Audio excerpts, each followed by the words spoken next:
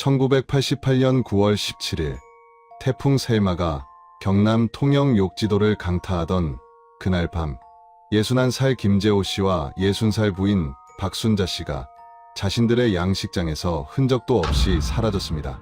파도가 방파제를 넘어 마을을 덮치던 그 순간 30년 넘게 굴 양식으로 생계를 꾸려온 노부부는 말 그대로 증발해버렸습니다. 다음날 아침 태풍이 지나간 자리엔 부서진 양식 시설과 뒤엉킨 밧줄만 남았습니다. 부부가 살던 집은 텅 비어 있었고 현관문은 활짝 열린 채였습니다. 신고를 접수한 파출소에선 즉시 해경의 수색을 요청했습니다. 하지만 거센 파도에 휩쓸려간 것으로 추정될 뿐 시신은 물론 옷까지 하나 건져 올리지 못했습니다. 마을 사람들은 모두 고개를 저었습니다. 태풍 오는 날 왜 양식장에 나갔을까? 평소엔 날씨만 나빠도 집에만 계셨는데 의문은 많았지만 답은 없었습니다. 그런데 이 부부에겐 아들이 하나 있었습니다.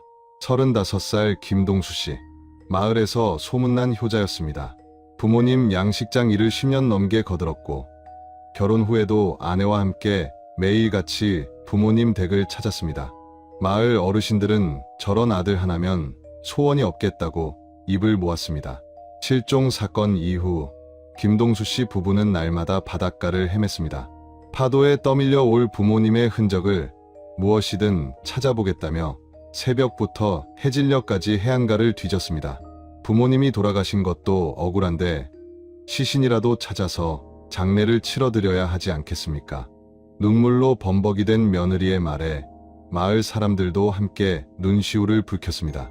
한 달이 지나고 석 달이 지났습니다. 결국 노부부는 실종 선고를 받았고 김동수 씨는 부모님의 양식장을 물려받았습니다. 부모님이 평생 일구신 곳인데 제가 잘 지켜야죠. 그는 아내와 함께 양식장을 운영하며 성실하게 살아갔습니다. 마을 사람들은 여전히 그를 효자라 불렀습니다. 세월이 흘렀습니다. 5년이 지나고 10년이 지나고 다시 5년이 더 흘렀습니다. 2006년 실종 사건으로부터 정확히 18년 후였습니다. 욕지도 해안가 재개발 사업이 시작되었고 오래된 양식장 시설들을 철거하는 작업이 진행되었습니다. 김동수 씨의 양식장도 보상금을 받고 정리하기로 했습니다. 그해 여름 중장비가 양식장 바닥을 파헤치기 시작했습니다. 작업 사흘째 되던 날이었습니다. 굴착기 3날에 뭔가 단단한 것이 걸렸습니다. 인부들이 삽으로 흙을 걷어내자 시멘트로 완전히 굳어버린 대형 드럼통이 모습을 드러냈습니다. 이게 뭐야? 누가 여기에 드럼통을 묻어놨어? 불길한 예감에 경찰이 출동했습니다. 드릴로 드럼통을 조심스럽게 절단했습니다. 그 안에서 발견된 것은 두구의 인골이었습니다. 18년 전 태풍이 몰아치던 밤 바다에 휩쓸려 갔다고 믿었던 그 노부부는 사실 단 한 번도 바다로 나간 적이 없었습니다. 그들은 줄곧 양식장 바닥 깊은 곳에 시멘트 무덤 속에 갇혀 있었습니다. 그리고 그 위를 18년 동안 누군가 성실하게 아무렇지 않게 걸어 다녔습니다. 오늘의 이야기 시작 전에 잠깐만요. 구독과 좋아요를 눌러주시면 이야기를 들려드리는데 아주 큰 힘이 됩니다. 그리고 어느 지역에서 이 사연을 듣고 계시는지 댓글에 꼭 남겨주세요. 한 분 한 분 반갑게 인사드릴게요. 1988년 9월 18일 오전 6시 태풍이 지나간 욕지도는 아비규환이었습니다. 방파제가 무너졌고 어선 5척이 전복됐습니다. 마을 곳곳에 쓰러진 전봇대와 지붕이 날아간 집들이 즐비했습니다. 욕지 파출소 김성훈 경장은 새벽부터 피해 현장을 돌며 주민 안전을 확인하고 있었습니다. 오전 8시쯤이었습니다. 마을 이장 최봉길 씨가 황급히 파출소로 뛰어왔습니다. 경장님, 큰일 났습니다. 김재호 씨 부부가 안 보여요. 뭐라고요? 어젯밤부터 연락이 안 되고 집에도 안 계세요. 집 문이 활짝 열려 있는데 사람은 없어요. 김 경장은 즉시 현장으로 달려갔습니다. 김재호 씨 댁은 양식장에서 100m쯤 떨어진 언덕에 있었습니다. 단층 슬레이트 지붕집이었는데 지붕 일부가 날아가 있었습니다. 현관문은 활짝 열려 있었습니다. 안으로 들어서자 거실 바닥에 빗물이 고여 있었고 탁자 위엔 식사 준비를 하다 만 듯한 반찬 그릇들이 놓여 있었습니다. 어르신, 계세요? 아무 대답이 없었습니다. 안방을 확인했습니다. 이불은 개켜져 있었고 옷장은 그대로였습니다. 급히 나간 흔적은 보이지 않았습니다. 마당으로 나와 주변을 살폈습니다. 양식장 쪽으로 이어지는 오솔길이 보였습니다. 양식장 쪽을 확인해 봐야겠습니다. 김 경장과 이장, 그리고 마을 청년 몇 명이 함께 양식장으로 향했습니다. 양식장은 난장판이었습니다. 굴을 키우던 부표들이 파도에 떠밀려 해안가에 뒹굴고 있었고 양식 시설을 지탱하던 말뚝 여러 개가 부러져 있었습니다. 혹시 양식장 정리하러 나왔다가 파도에 휩쓸린 건 아닐까요? 청년 하나가 조심스럽게 말했습니다. 태풍 오는데 양식장에 나갈 리가 있나? 김재호 씨는 경험이 많은 분인데 이장이 고개를 저었습니다. 하지만 다른 가능성은 보이지 않았습니다.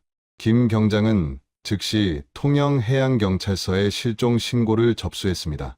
오전 10시 해경 경비정이 욕지도 앞바다에 도착했습니다. 수색이 시작됐습니다. 해경대원 12명이 해안선을 따라 이동하며 시신이나 유류품을 찾기 시작했습니다. 경비정은 양식장 앞바다를 중심으로 반경 5km를 수색했습니다.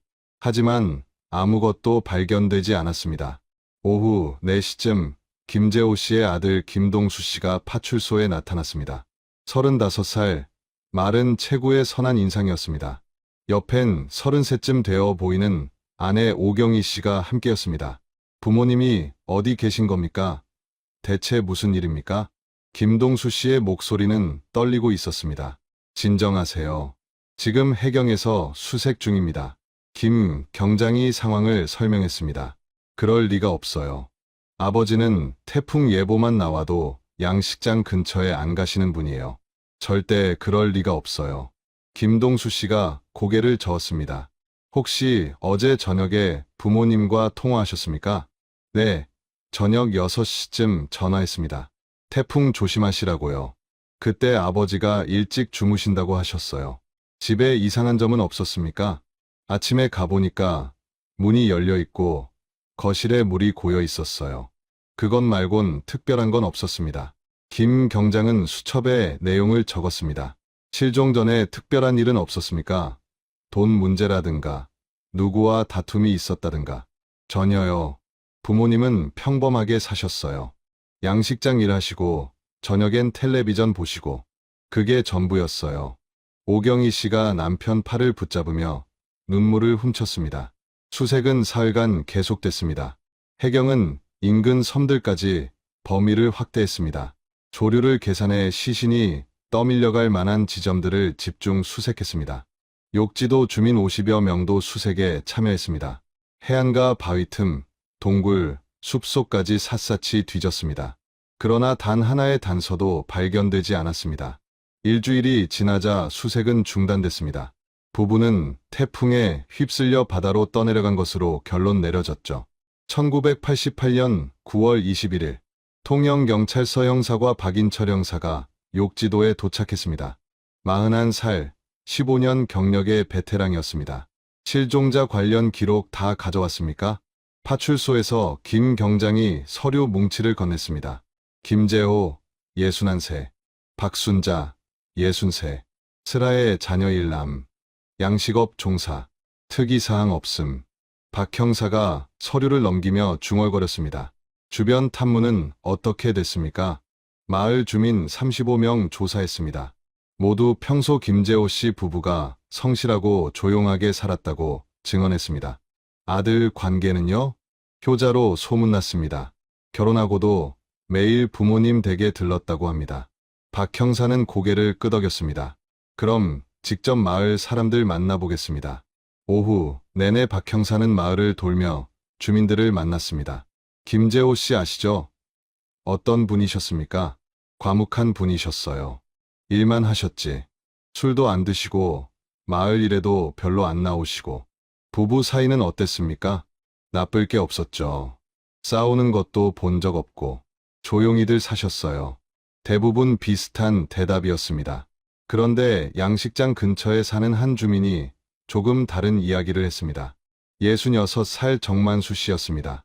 실종되기 전날 밤에 이상한 걸 들었습니다. 뭘 들으셨습니까? 11시쯤 됐을 겁니다. 화장실 가려고 밖에 나갔는데 김재호 씨 집 쪽에서 소리가 들렸어요. 무슨 소리요? 사람들이 다투는 소리 같았어요. 목소리가 컸어요. 근데 바람 소리가 워낙 커서 정확히는 못 들었습니다. 박 형사가 수첩에 적었습니다. 누가 다투는 것 같았습니까? 글쎄요. 잘 모르겠어요. 그냥 소란스러웠다는 것만 기억나네요. 혹시 김재호 씨 아들이 그날 부모님 댁에 갔다는 얘기 들으셨습니까? 그건 모르겠습니다. 어두워서 잘 안 보였어요. 박 형사는 김동수 씨를 다시 불렀습니다. 실종 전날 밤에 부모님 댁에 가셨습니까? 아니요, 안 갔습니다. 전화만 했어요. 확실합니까? 네, 확실합니다. 저희는 마을 반대편에 살아요. 태풍 오는데 나갈 이유가 없었어요. 부모님과 다툰 적 있습니까? 없습니다. 저희는 사이가 좋았어요. 김동수 씨는 담담하게 대답했습니다. 박 형사는 며칠 더 섬에 머물며 수사를 이어갔습니다. 김재호 씨 부부의 통장 내역을 확인했습니다. 특이한 거래는 없었습니다. 양식장 수입으로 소박하게 살아온 흔적만 보였습니다. 부부의 집을 다시 정밀 감식했습니다. 거실, 안방, 부엌을 샅샅이 뒤졌습니다. 혈흔이나 폭력의 흔적은 발견되지 않았습니다. 집기가 부서진 것도 없었습니다. 다만 현관문이 열려 있었다는 점이 걸렸습니다. 태풍이 오는데 문을 열어둘 리 있나. 박 형사는 중얼거렸지만 단정할 수는 없었습니다. 급히 나가느라 문을 제대로 못 닫았을 수도 있었습니다. 양식장도 다시 확인했습니다. 부서진 시설들 사이를 헤집고 다녔습니다. 해안가 바위 틈새도 다시 들여다봤습니다. 아무것도 없었습니다. 1988년 당시 욕지도엔 폐쇄해로 텔레비전이 없었습니다. 목격자에 의존할 수밖에 없었습니다. 하지만 태풍이 몰아치던 밤, 밖에 나온 사람은 거의 없었습니다. 박 형사는 결국 한계에 부딪혔습니다. 물증이 없어. 단 하나도. 그는 한 달 넘게 수사했지만 결정적 단서를 찾지 못했습니다. 김재호 씨 부부는 바다에 빠져 실종된 것으로 결론 내려졌습니다. 사건은 미제로 분류됐습니다. 1988년 10월, 김동수 씨는 부모님의 장례를 치렀습니다. 시신은 없었지만 마을 사람들이 모여 약식 장례를 치러줬습니다. 빈관 앞에서 김동수 씨 부부는 엎드려 울었습니다. 부모님, 죄송합니다. 효도도 제대로 못 해드리고. 오경희 씨는 시어머니 사진을 끌어안고 흐느꼈습니다. 어머님, 제가 더 잘해드릴 걸. 더 자주 찾아뵐 걸. 마을 사람들도 눈물을 흘렸습니다. 저렇게 효성스러운 자식을 두고도 편히 못 가시다니. 하늘도 무심하지. 장례 후 김동수 씨는 부모님의 양식장을 사실상 운영하기 시작했습니다. 법적 상속은 아니었지만 유일한 아들인 그가 양식장을 관리하는 게 당연해 보였죠. 부모님이 평생 일구신 곳입니다. 제가 잘 지켜야죠. 훗날 실종 선고가 나면 정식으로 상속받을 생각이었습니다. 그는 아내와 함께 양식장을 운영하기 시작했습니다. 매일 새벽 5시에 일어나 굴 손질을 했습니다. 부표를 점검하고 출하 준비를 했습니다. 마을 사람들은 그의 성실함에 혀를 내둘렀습니다. 부모님 못지않게 부지런하네. 효자가 역시 달라. 1990년이 됐습니다. 김동수 씨 부부는 양식장 규모를 2배로 늘렸습니다. 수입이 늘었고 마을에서도 잘 사는 집안이 됐습니다. 1995년 김동수 씨는 새 차를 샀습니다. 당시 욕지도에서 자가용을 가진 집은 손에 꼽혔습니다. 형편이 좋아진 모양이네. 양식업이 잘 되나 봐. 마을 사람들은 부러운 눈으로 바라봤습니다. 2000년 김동수 씨 부부는 마을에 큰 집을 새로 지었습니다. 2층 벽돌집이었습니다. 부모님이 살던 낡은 집은 헐어버렸습니다. 다 부모님 덕분입니다. 부모님이 물려주신 양식장으로 이렇게 잘 살게 됐어요. 김동수 씨는 겸손하게 말했습니다. 마을 사람들은 여전히 그를 효자라 불렀습니다. 명절 때마다 바닷가에 나가 부모님께 제사를 지냈고 부모님 기일엔 마을 회관에서 추모 모임을 열었습니다. 저런 자식 하나면 죽어도 여한이 없겠어. 어르신들은 입을 모았습니다. 시간은 계속 흘렀습니다. 2005년이 됐습니다. 김재호 씨 부부가 실종된 지 17년이 지났습니다. 마을 사람들 대부분은 이미 그 사건을 잊었습니다. 간혹 누군가 그때 그 태풍 때 부부가 실종됐었지라고 말하면 아, 그랬지라며 고개를 끄덕일 뿐이었습니다. 김동수 씨는 52살이 됐고 오경희 씨는 50살이 됐습니다. 슬아의 자녀는 없었지만 부부는 여전히 다정했습니다. 양식장은 더욱 번창했습니다. 인근 섬까지 굴을 납품했고 통영 시내 식당에도 거래처가 생겼습니다. 2006년 봄, 통영시에서 욕지도 해안가 재개발 계획을 발표했습니다. 노후 양식장 시설을 철거하고 현대식 시설로 교체한다는 내용이었습니다. 김동수 씨도 보상 대상이었습니다. 양식장을 정리하고 보상금을 받으시면 됩니다. 공무원이 설명했습니다. 알겠습니다. 김동수 씨는 순순히 동의했습니다. 그해 여름 철거 작업이 시작됐습니다. 중장비가 섬에 들어왔고 인부들이 오래된 시설을 해체하기 시작했습니다. 그리고 작업 사흘째 되던 날, 양식장 바닥에서 무언가가 발견됐습니다. 하지만 그날까지 아무도 몰랐습니다. 18년 동안 그 바닥 아래에 무엇이 묻혀 있었는지, 매일 아침 김동수 씨가 그 위를 걸어 다니며 무슨 생각을 했는지 하나도 알지 못했습니다. 여러분, 18년이라는 세월, 그 긴 시간 동안 김동수 씨는 매일 양식장을 오갔습니다. 효자라는 칭송을 들으며 부모님이 물려주신 터전을 지킨다고 말하며, 하지만 그 바닥 깊은 곳엔 누군가 알아야 할 진실이 잠들어 있었습니다. 우연한 재개발이 아니었다면 그 진실은 영원히 묻혔을까요? 다음 이야기에선 드디어 그 비밀이 세상 밖으로 나옵니다. 2006년 7월 12일 오전 10시, 욕지도 해안가 재개발 현장. 굴착기가 양식장 바닥을 파내고 있었습니다. 굴을 키우던 수조 털을 정리하는 작업이었습니다. 현장 감독 이진수 씨가 인부들에게 지시했습니다. 깊이 1m까지만 파요. 그 아래론 바위층이니까. 굴착기 기사가 고개를 끄덕이고 작업을 이어갔습니다. 쿵. 갑자기 삼날에 뭔가 단단한 것이 걸렸습니다. 뭐야? 바위 나왔나? 기사가 작업을 멈추고 내려왔습니다. 삽으로 흙을 걷어냈습니다. 회색빛 표면이 드러났습니다. 바위가 아니었습니다. 시멘트였습니다. 이상한데, 여기 왜 시멘트가 있지?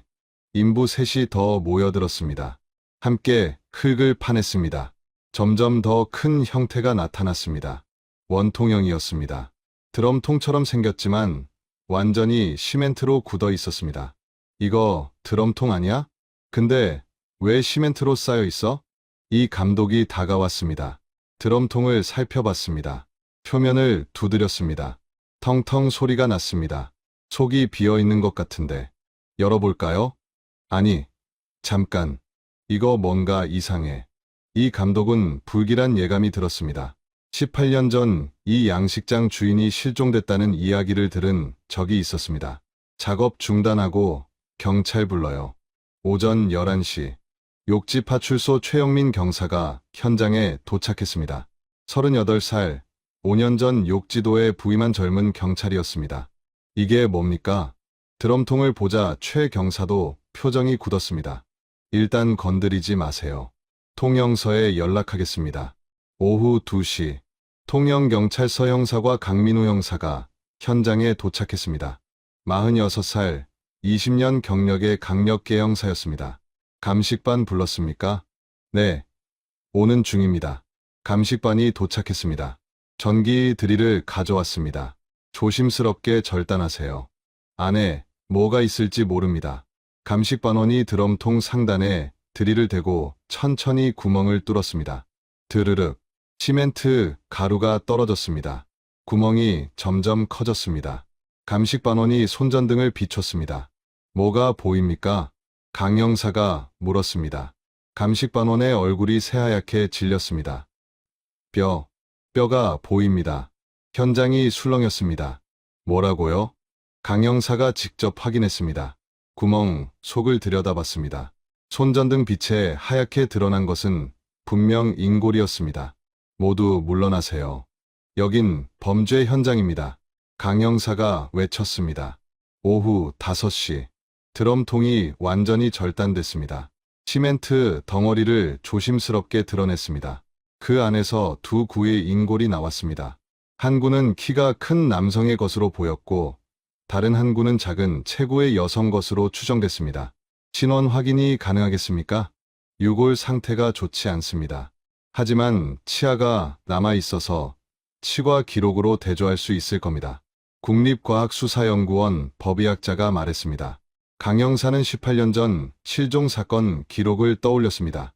혹시 이 양식장 주인이 누구죠? 김동수 씨입니다. 현장 감독이 대답했습니다.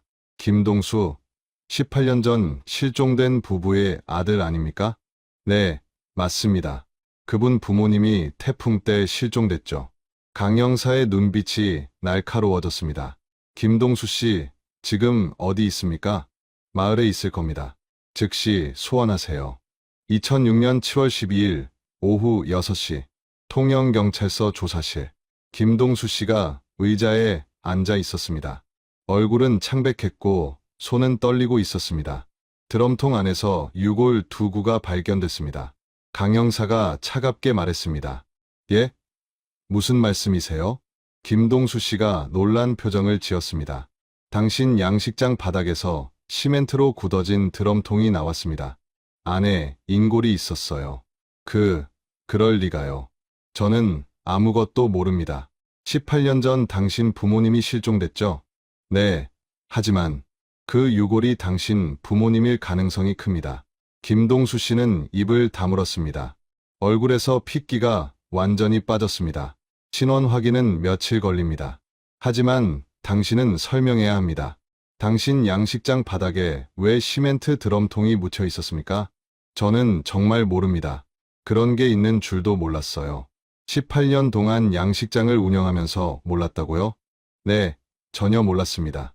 강 형사는 김동수 씨를 참고인 자격으로 일단 조사하고 귀가 조치했습니다. 하지만 이미 수사망은 좁혀지고 있었습니다. 2006년 7월 15일 국과수에서 신원 확인 결과가 나왔습니다. 치아 기록과 대조한 결과 김재호 씨와 박순자 씨가 맞습니다. 18년 전 태풍에 휩쓸려 실종된 줄 알았던 부부는 사실 단 한 번도 바다로 나간 적이 없었습니다. 그들은 줄곧 자신들의 양식장 바닥 깊은 곳에 묻혀 있었습니다. 부검 결과도 나왔습니다. 두 유골 모두 두개골에 골절상이 있습니다. 둔기로 가격당한 흔적입니다. 살해당한 겁니까? 네, 사인은 두부 외상으로 추정됩니다. 강 형사는 즉시 특별수사팀을 꾸렸습니다. 1988년 당시 수사 기록을 다시 꺼냈습니다. 박인철 전 형사가 작성한 보고서를 읽었습니다. 실종 전날 밤 다툼 소리를 들었다는 목격자가 있었군요. 네, 하지만 당시엔 확인되지 않았습니다. 아들 김동수가 그날 부모님 댁에 갔는지 확인됐습니까? 아니라고 진술했습니다. 믿을 수 있습니까? 강 형사는 1988년 당시 자료를 더 뒤졌습니다. 그러다 한 가지를 발견했습니다. 여기 봐요. 1988년 9월 15일 김동수 씨가 통영 시내 철물점에서 드럼통 2개를 구매한 기록이 있습니다. 실종 이틀 전이네요. 그리고 같은 날 시멘트 10포대도 샀어요. 수사팀은 즉시 철물점 주인을 찾아갔습니다. 당시 사장이었던 김철수 씨는 이미 72살 노인이 됐지만 기억은 또렷했습니다. 네, 기억나요. 그때 젊은 사람이 와서 드럼통 2개랑 시멘트를 샀어요. 양이 많아서 기억해요. 무엇에 쓴다고 했습니까? 양식장 보수한다고 했어요. 태풍 오기 전에 미리 준비한다고. 혼자 왔습니까? 아니요. 아내랑 같이 왔어요. 둘이서 트럭으로 실어 갔습니다. 결정적이었습니다. 2006년 7월 17일 오전 김동수 씨와 오경희 씨가 체포됐습니다. 당신들은 1988년 9월 17일 김재호 씨와 박순자 씨를 살해한 혐의로 긴급 체포됩니다. 2006년 7월 17일 오후 통영경찰서 제1조사실. 김동수 씨가 앉아 있었습니다. 얼굴은 땀으로 범벅이었습니다. 드럼통과 시멘트 구매 기록이 있습니다. 실종 이틀 전이에요. 강 형사가 영수증 사본을 내밀었습니다. 김동수 씨는 한참 동안 말이 없었습니다. 양식장 보수 때문이었습니다. 보수요? 그럼 왜 부모님 시신이 그 드럼통 안에 있었습니까? 저는 몰랐어요. 정말 몰랐습니다. 그럼 누가 넣었습니까? 김동수 씨는 고개를 떨구었습니다. 한참을 망설이다가 입을 열었습니다. 제 아내였습니다. 뭐라고요? 경희가 했어요. 강 형사가 몸을 앞으로 기울였습니다. 자세히 말해보세요. 김동수 씨는 떨리는 목소리로 말했습니다. 그날 밤 제가 부모님 댁에 갔어요. 경희도 같이 갔습니다. 평소처럼 저녁 인사드리려고요. 계속하세요. 그런데 경희가 갑자기 어머니랑 싸우기 시작했어요. 재산 이야기 때문이었어요. 경희가 양식장을 물려받고 싶어 했거든요. 그래서요? 싸우다가 경희가 화가 나서 어머니를 밀쳤어요. 어머니가 넘어지셨어요. 그때 아버지가 말리려다가 경희랑 몸싸움이 벌어졌고 김동수 씨는 말을 이었습니다. 경희가 부엌에서 둔기를 들고 아버지를 쳤어요. 저는 말렸지만 이미 늦었어요. 어머니도 일어나시려다가 경희가 또 당신은 뭐 했습니까? 저는 그냥 멍하니 서 있었어요. 너무 놀라서 아무것도 못했어요. 그 후엔요? 경희가 시신을 드럼통에 넣자고 했어요. 태풍이 오니까 바다에 휩쓸렸다고 하면 된다고. 저는 따를 수밖에 없었어요. 강 형사는 김동수의 진술을 모두 기록했습니다. 같은 시각 제2조사실. 오경희 씨가 앉아 있었습니다. 눈은 충혈돼 있었고 입술은 바짝 마른 상태였습니다. 박수진 형사가 질문했습니다. 남편 김동수 씨가 모든 걸 자백했습니다. 오경희 씨가 고개를 들었습니다. 당신이 시어머니와 싸웠고 둔기로 시부모님을 살해했다고 진술했어요. 거짓말이에요. 오경희 씨가 소리쳤습니다. 그럼 당신 말을 들어보죠. 오경희 씨는 눈물을 흘리며 말했습니다. 제가 한 게 아니에요. 남편이 했어요. 남편이요? 네. 그날 밤 남편이 부모님과 재산 문제로 다퉜어요. 양식장을 물려받고 싶어 했거든요. 계속하세요. 싸우다가 남편이 화를 참지 못하고 아버님을 때렸어요. 저는 말렸지만 소용없었어요. 어머님도 말리시다가 같이 당하셨어요. 당신은 뭐 했습니까? 저는 그냥 지켜만 봤어요. 무서워서 아무것도 못했어요. 드럼통에 넣은 건 누가 한 겁니까? 남편이에요. 남편이 시신을 드럼통에 넣고 시멘트를 부었어요. 저는 그냥 도왔을 뿐이에요. 두 사람의 진술은 정반대였습니다. 김동수는 아내가 주범이라 했고 오경희는 남편이 주범이라 했습니다. 강 형사는 두 진술서를 나란히 놓고 비교했습니다. 둘 다 거짓말하고 있어. 서로에게 죄를 떠넘기고 있어. 그럼 진실은 뭡니까? 둘 다 공범이야. 함께 계획하고 함께 실행했을 거야. 하지만 증명이 필요했습니다. 누가 먼저 때렸는지, 누가 드럼통을 준비했는지, 누가 시멘트를 부었는지. 18년이 지난 지금 그 밤의 진실을 밝혀낼 결정적 증거가 필요했습니다. 강 형사는 다시 드럼통을 살펴봤습니다. 이 안에 답이 있을 거야. 국과수에 정밀 분석을 의뢰했습니다. 드럼통 내부에 남은 모든 흔적을 찾아주세요. 머리카락, 섬유, 지문, 뭐든 좋습니다. 이틀 후면 결과가 나올 예정이었습니다. 그 결과가 18년 묵은 진실을 밝혀줄 것이었습니다. 여러분, 둘은 서로를 범인으로 지목했습니다. 18년 동안 완벽한 부부처럼 살아왔던 두 사람이 이제는 서로를 배신하며 책임을 떠넘기고 있었습니다. 하지만 진실은 하나뿐입니다. 과연 누가 거짓말을 하고 있을까요? 아니면 둘 다 거짓말을 하고 있는 걸까요? 다음 이야기에서 드디어 18년 전 그날 밤의 진실이 낱낱이 밝혀집니다. 2006년 7월 19일 오전 국립과학수사연구원 부검실. 법의학자 정태훈 박사가 두 구의 유골 앞에 서 있었습니다. 18년 동안 시멘트 속에 갇혀있던 유골이었죠. 골절 패턴부터 확인해야겠어. 두개골을 면밀히 관찰했습니다. 김재호 씨의 두개골엔 골절상이 3군데 있었어요. 박순자 씨의 두개골엔 4군데나 됐죠. 그런데 이상한 점이 있었습니다. 골절 각도가 제각각이네. 깊이도 달랐습니다. 어떤 건 깊고 날카로웠고 어떤 건 넓고 무딘 흔적이었어요. 둔기가 최소 2 종류 이상이야. 정 박사는 확신했습니다. 한 사람이 가격한 게 아니라는 것을요. 복수의 가해자가 여러 번 반복해서 때린 거야. 유골을 더 자세히 살폈습니다.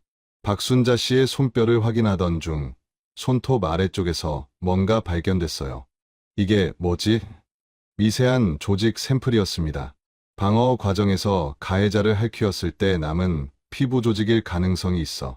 정 박사는 조심스럽게 샘플을 채취했습니다. DNA 분석을 즉시 의뢰했죠. 같은 날 오후, 감식팀은 드럼통이 발견된 양식장 주변을 정밀 수색했습니다. 드럼통이 묻혀있던 구덩이 주변 흙을 채취해 분석했어요. 여기 섬유 조각이 있습니다. 면 소재의 작업복 섬유였습니다. 드럼통을 묻을 때 떨어진 것 같네요. 그리고 한 가지 더. 여기 머리카락도 있어요. 흙 속에서 2 가닥의 머리카락이 발견됐습니다. 피해자의 것이 아니었어요. 감식팀은 모든 증거물을 국과수로 보냈습니다. 이틀 후인 7월 21일, DNA 분석 결과가 나왔습니다. 박순자 씨 손톱 밑에서 발견된 피부 조직, 그 DNA는 김동수 씨의 것이었습니다. 양식장 흙에서 발견된 머리카락 2 가닥, 하나는 김동수 씨, 다른 하나는 오경희 씨의 것이었죠. 작업복 섬유는 김동수 씨가 1988년 당시 자주 입던 옷과 재질이 일치했습니다. 2006년 7월 21일 오전, 통영경찰서에 국과수 보고서가 도착했습니다. 강민호 형사가 서류를 펼쳐 들었어요. 박수진 형사가 옆에서 함께 내용을 확인했죠. 피해자 손톱 밑에서 김동수 씨의 피부 조직이 나왔네요. 강 형사가 주먹으로 책상을 탁 쳤습니다. 어머니가 아들을 핥히며 저항했던 거야. 양식장 흙에서도 2 사람의 머리카락이 발견됐어요. 드럼통 묻을 때 떨어진 것 같대요. 유골 손상 패턴은 복수의 가해자가 여러 번 가격한 흔적이래요. 둔기도 2 가지 이상이고요. 모든 퍼즐 조각이 제자리를 찾아가고 있었습니다. 강 형사는 냉소를 지었어요. 둘 다 거짓말하고 있었던 거야. 서로 책임을 떠넘기려고. 재조사 명령이 내려졌습니다. 오전 11시 제1조사실에 김동수 씨가 다시 불려왔어요. 얼굴은 더욱 수척해져 있었고 눈 밑엔 검은 다크서클이 내려앉아 있었습니다. 강 형사가 분석 결과를 책상 위에 펼쳐 놓았어요. 당신 어머니 손톱 밑에서 당신 피부 조직이 나왔어요. 김동수 씨는 서류를 내려다봤습니다. 손이 떨렸죠. 어머니가 당신을 핥히며 저항했던 겁니다. 당신이 직접 어머니를 때렸다는 증거예요. 침묵이 흘렀습니다. 양식장 흙에서 당신과 당신 아내 머리카락도 나왔고요. 드럼통 묻을 때 떨어진 거죠. 강 형사가 한 발 더 다가섰어요. 유골 분석 결과 2명이 함께 가격했다는 게 밝혀졌어요. 당신들 둘 다 범행에 가담했던 겁니다. 김동수 씨는 고개를 푹 떨궜습니다. 더 이상 거짓말해봤자 소용없어요. 증거가 다 나왔어요. 한참 동안 조사실엔 침묵만 흘렀습니다. 시계 초침 소리만 똑딱똑딱 울렸죠. 마침내 김동수 씨가 떨리는 목소리로 입을 열었습니다. 제가 다 말하겠습니다. 강 형사가 녹음기를 켰습니다. 처음부터 천천히 말해보세요. 김동수 씨는 잠시 눈을 감았다가 입을 열었어요. 1988년 9월 17일 저녁이었습니다. 경이랑 저는 부모님 댁에 갔어요. 태풍 예보가 나왔던 날이었죠. 평소처럼 저녁 인사를 드리려고 갔던 겁니다. 그런데 김동수 씨가 말을 이었어요. 거실에서 아버지와 이야기를 나누다가 양식장 얘기가 나왔습니다. 저는 그때 양식장을 물려받고 싶다고 말씀드렸어요. 그 순간 분위기가 싸늘하게 바뀌었다고 했습니다. 아버지가 화를 내셨어요. 아직 젊은데 왜 물려받으려 하냐고, 자기가 죽어야 물려받을 수 있다고 소리를 지르셨죠. 경희 씨도 끼어들었다고 했어요. 경희가 어머니한테 보험금 얘기를 꺼냈어요. 부모님이 가입하신 보험이 있었거든요. 그 얘기를 하자 어머니도 화를 내셨습니다. 말다툼이 격해졌습니다. 아버지가 저를 밀쳤어요. 저도 화가 나서 밀어냈죠. 그러다 아버지가 넘어지셨습니다. 그때 경희 씨가 부엌에서 뭔가를 들고 나왔다고 했어요. 제 프라이팬이었습니다.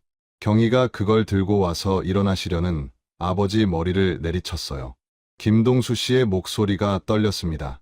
그 순간 어머니가 비명을 지르며 달려드셨어요. 저는 옆에 있던 망치를 들었습니다. 망치로 어머니를 가격했다고 했어요. 한 번, 두 번, 세 번.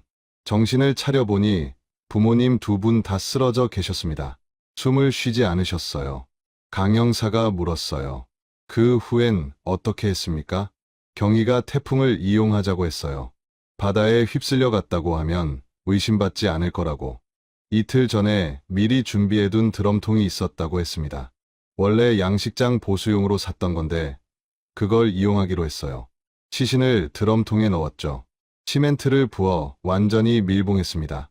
그리고 양식장 바닥 깊숙한 곳을 파서 묻었어요. 다음 날 새벽, 태풍이 지나가고 나서 부모님이 실종됐다고 신고했습니다. 김동수 씨는 고개를 들지 못했어요. 18년 동안 그 위를 걸어 다녔습니다. 매일 아침 양식장에 나가서 일했어요. 부모님이 바로 제 발 밑에 계신 줄 알면서. 같은 시각 제2조사실에선 오경희 씨도 자백하고 있었습니다. 박수진 형사 앞에서 그녀도 같은 내용을 진술했어요. 더 이상 거짓말로 빠져나갈 수 없다는 걸 알았던 거죠. 보험금은 얼마나 받았습니까? 강 형사가 물었어요. 3천만 원이었습니다. 1988년 당시로선 결코 적지 않은 돈이었습니다. 당시 욕지도에서 집 한 채를 살 수 있는 금액이었죠. 그 돈으로 뭐 했습니까? 양식장을 확장했어요. 새 집도 지었고 차도 샀습니다. 김동수 씨는 담담하게 대답했어요. 후회는 안 했습니까? 매일 후회했습니다. 하지만 돌이킬 수 없었어요. 이미 저질러진 일이었으니까. 18년 동안 효자 행세를 하며 살아왔던 겁니다.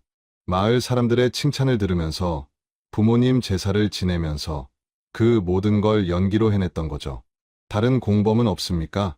없습니다. 저희 둘뿐이었어요. 모든 진술이 끝났습니다. 2007년 3월 15일 부산고등법원 형사 3부 법정 김동수 씨와 오경희 씨의 최종 공판이 열렸습니다. 방청석은 가득 찼어요. 욕지도 마을 사람들도 여럿 와 있었죠. 18년 동안 효자라 믿었던 사람의 진짜 모습을 보러 온 겁니다. 재판장이 판결문을 낭독하기 시작했습니다. 피고인 김동수, 오경희는 1988년 9월 17일 공모하여 피해자 김재호, 박순자를 살해했습니다. 법정은 숨소리조차 들리지 않았어요. 범행 동기는 재산 상속과 보험금 취득이었으며 태풍이라는 자연재해를 이용해 완전 범죄를 시도했습니다. 재판장이 계속 말을 이었어요. 피고인들은 18년간 아무런 양심의 가책 없이 범행을 은폐했으며 피해자들의 재산으로 호화 생활을 영위했습니다. 마을 사람들이 고개를 저었습니다. 이는 천륜을 저버린 극악무도한 범죄입니다. 피고인 김동수에게 무기징역을, 피고인 오경희에게 무기징역을 선고합니다. 방망이가 내려쳤어요. 김동수 씨와 오경희 씨는 고개를 떨구고 있었습니다. 눈물조차 나오지 않는 듯했죠. 최후 진술 기회가 주어졌습니다. 김동수 씨가 일어섰어요. 부모님께 죄송합니다. 제가 인간이 아니었습니다. 목소리는 떨렸지만 그 말이 진심인지는 아무도 알 수 없었어요. 오경희 씨도 일어났습니다. 시부모님, 용서해 주세요. 제가 욕심이 많았습니다. 하지만 이미 늦었습니다. 방청석에 앉아있던 욕지도 이장 최봉길 씨가 한숨을 쉬었어요. 18년 동안 우리를 속였어. 효자라고 믿었는데. 옆에 앉은 마을 주민이 고개를 끄덕였습니다. 매일 바닷가에서 부모님 찾는다고 울던 모습이 다 연기였다는 거야. 재판이 끝나고 피고인들이 법정을 나갔습니다. 교도관들에게 이끌려 복도를 걸어가는 그들의 뒷모습을 보며 사람들은 입을 다물지 못했어요. 가장 가까운 사람이 가장 큰 적이 될 수 있다는 걸, 탐욕이 천륜마저 무너뜨릴 수 있다는 걸 모두가 목격한 순간이었습니다. 여러분, 18년이라는 긴 세월 동안 완벽하게 숨겨졌던 진실이 마침내 세상에 드러났습니다. 효자라는 가면 뒤에 숨겨진 탐욕, 부모를 죽이고 그 위를 매일 밟고 다녔던 냉혹함. 하지만 결국 진실은 밝혀졌고 정의는 실현됐습니다. 아무리 오랜 시간이 지나도 증거는 거짓말하지 않는다는 것을 이 사건이 증명했습니다. 1988년 9월 17일, 태풍이 몰아치던 그날 밤, 통영 욕지도의 한 양식장 주인 부부가 사라졌습니다.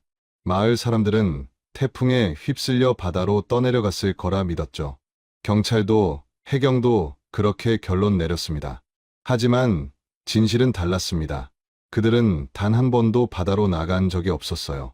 18년 동안 자신들의 양식장 바닥 깊은 곳, 시멘트로 굳어진 드럼통 안에 갇혀 있었던 겁니다. 그 위를 매일 밟고 다닌 사람은 다름 아닌 그들의 아들과 며느리였습니다. 효자로 소문났던 아들, 착하다고 칭찬받던 며느리. 그들은 양식장 상속과 보험금 3천만 원을 손에 넣기 위해 자신의 부모를 살해했어요. 망치와 프라이팬으로 부모님을 내리쳤고 시신을 드럼통에 넣어 양식장에 묻었습니다. 그리고 아무 일 없다는 듯 18년을 살아갔죠. 마을 사람들 앞에서 눈물을 흘리며 바닷가를 헤매며 부모님을 찾는 척했습니다. 명절 때마다 제사를 지내고 추모 모임을 열었죠. 그 모든 게 연기였습니다. 2006년 우연한 재개발 사업이 아니었다면 이 진실은 영원히 묻혔을지도 모릅니다. 하지만 세상에 완벽한 범죄는 없었어요. 드럼통 안에 남은 머리카락 2가닥, 작업복 섬유 조각, 그리고 유골에 새겨진 폭력의 흔적. 18년이라는 긴 세월이 지났지만 증거는 거짓말하지 않았습니다. 김동수 씨와 오경희 씨는 결국 무기징역을 선고받았어요. 효자라는 가면은 벗겨졌고 탐욕의 민낯이 드러났습니다. 이 사건은 우리에게 무엇을 말하고 있을까요? 가장 가까운 사람이 때론 가장 무서운 존재가 될 수 있다는 것. 탐욕은 천륜마저 무너뜨린다는 것. 그리고 아무리 오랜 시간이 지나도 진실은 결국 밝혀진다는 것입니다. 김재호 씨와 박순자 씨는 평생 성실하게 일하며 아들을 키웠습니다. 양식장을 일구고 소박하게 살았죠. 자식이 잘 되길 바라는 게 그들의 전부였을 겁니다. 하지만 그 자식은 부모의 사랑을 배신했어요. 돈 때문에, 욕심 때문에 부모를 죽였습니다. 18년 동안 아무도 몰랐던 그 비밀. 드럼통 안에 갇힌 채 아들의 발소리를 들어야 했던 부모님의 한은 얼마나 깊었을까요? 우리는 이 이야기를 통해 다시 한번 깨닫습니다. 부모님이 곁에 계실 때 효도해야 한다는 것을요. 당연하게 여기던 그 존재가 어느 날 갑자기 사라질 수 있다는 것을. 그때 후회해도 이미 늦는다는 것을 말이죠. 오늘 집에 돌아가시거든 부모님께 전화 한 통 해보세요. 안부를 물어보세요. 사랑한다고, 감사하다고 말씀드려보세요.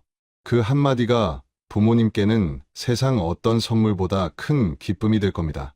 여러분은 이 이야기를 들으시며 어떤 생각이 드셨나요? 혹시 비슷한 사연을 알고 계신가요? 댓글로 여러분의 생각을 나눠주세요. 한 분 한 분 정성껏 읽어보겠습니다. 그리고 오늘 이야기가 의미 있었다면 구독과 좋아요 버튼을 눌러주세요. 여러분의 작은 관심이 더 많은 미제 사건을 밝히고 더 의미 있는 이야기를 전하는데 큰 힘이 됩니다. 어느 지역에서 이 이야기를 들으셨는지도 댓글로 남겨주시면 정말 감사하겠습니다. 서울, 부산, 대구, 어디서든 좋습니다. 여러분 한 분 한 분과 인사 나누고 싶습니다. 다음 이야기에서 또 만나요. 건강하시고 부모님께 꼭 효도하세요. 감사합니다. 1996년 9월 28일 밤 경기도 용인시 수지면에서 한 남자가 사라졌습니다. 그는 불과 사흘 전 30억 원의 보상금을 받은 땅 주인이었어요. 아파트 개발 광풍이 몰아치던 시절 누구나 부러워할 만한 돈이었죠. 하지만 그 남자는 추석 연휴 마지막 날 밤 흔적도 없이 사라졌습니다. 가족들은 경찰에 신고했어요. 아버지가 안 보여요. 어제 저녁까지 집에 계셨는데. 경찰은 주변을 뒤졌지만 아무것도 찾지 못했습니다. 목격자도 없었고 단서도 없었어요. 30억을 손에 쥔 남자가 그냥 증발해버린 겁니다. 사람들은 수군거렸죠. 돈 들고 도망간 거 아니야? 여자 생겼나? 하지만 가족들은 고개를 저었어요. 우리 아버지는 절대 그런 분이 아니에요. 수사는 미궁에 빠졌습니다. 1996년이 지나고 1997년이 왔어요. 세월은 흘렀고 사람들 기억 속에서 그 남자는 점점 잊혀져 갔습니다. 그리고 13년이 흘렀습니다. 2009년 7월 용인에 기록적인 폭우가 쏟아졌어요.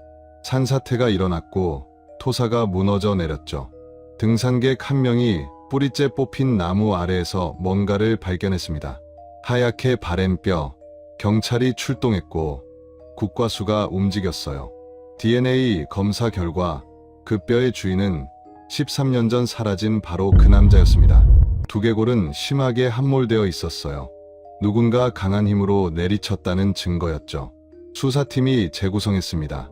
당시 상황, 주변 인물, 그리고 그날 밤의 행적, 그리고 한 대의 차량이 수사망에 걸렸어요. 13년 동안 단 한 번도 팔지 않고 창고에 숨겨진 차. 과학이 그 안에서 진실을 찾아냈습니다. 30억의 주인은 왜 죽어야 했을까요? 그리고 범인은 왜 13년 동안 그 차를 버리지 못했을까요? 오늘 여러분은 가장 가까운 사람의 탐욕이 얼마나 잔인할 수 있는지 보시게 될 겁니다. 오늘의 이야기 시작 전에 잠깐만요. 구독과 좋아요를 눌러주시면 이야기를 들려드리는데 아주 큰 힘이 됩니다. 그리고 어느 지역에서 이 사연을 듣고 계시는지 댓글에 꼭 남겨주세요.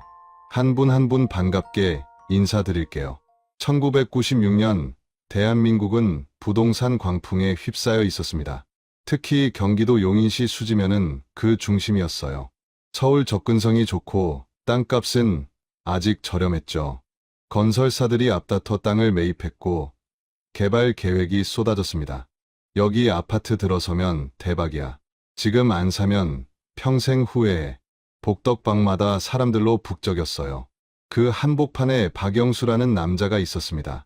당시 69살이었던 박영수는 수지면에서 나고 자란 토박이었어요. 대대로 물려받은 땅이 있었는데 그게 개발 예정지 한가운데 걸쳐 있었죠. 건설사 입장에선 꼭 필요한 땅이었습니다. 협상이 시작됐고 박영수는 몇 년간 건설사와 줄다리기를 했어요. 이 땅은 조상님께 물려받은 겁니다. 함부로 넘길 수 없어요. 건설사는 처음엔 20억을 제시했습니다. 박영수는 고개를 저었어요. 돈 문제가 아닙니다. 협상은 길어졌고 금액은 올라갔죠. 25억, 28억, 그리고 마침내 30억. 1996년 9월 25일 박영수는 건설사와 최종 계약을 맺었습니다. 30억 원.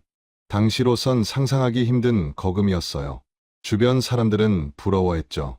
박 노인 완전 대박 났네. 이제 남은 인생 편하게 사시겠어. 하지만 박영수는 달랐습니다. 그는 평생 검소하게 살아온 사람이었어요.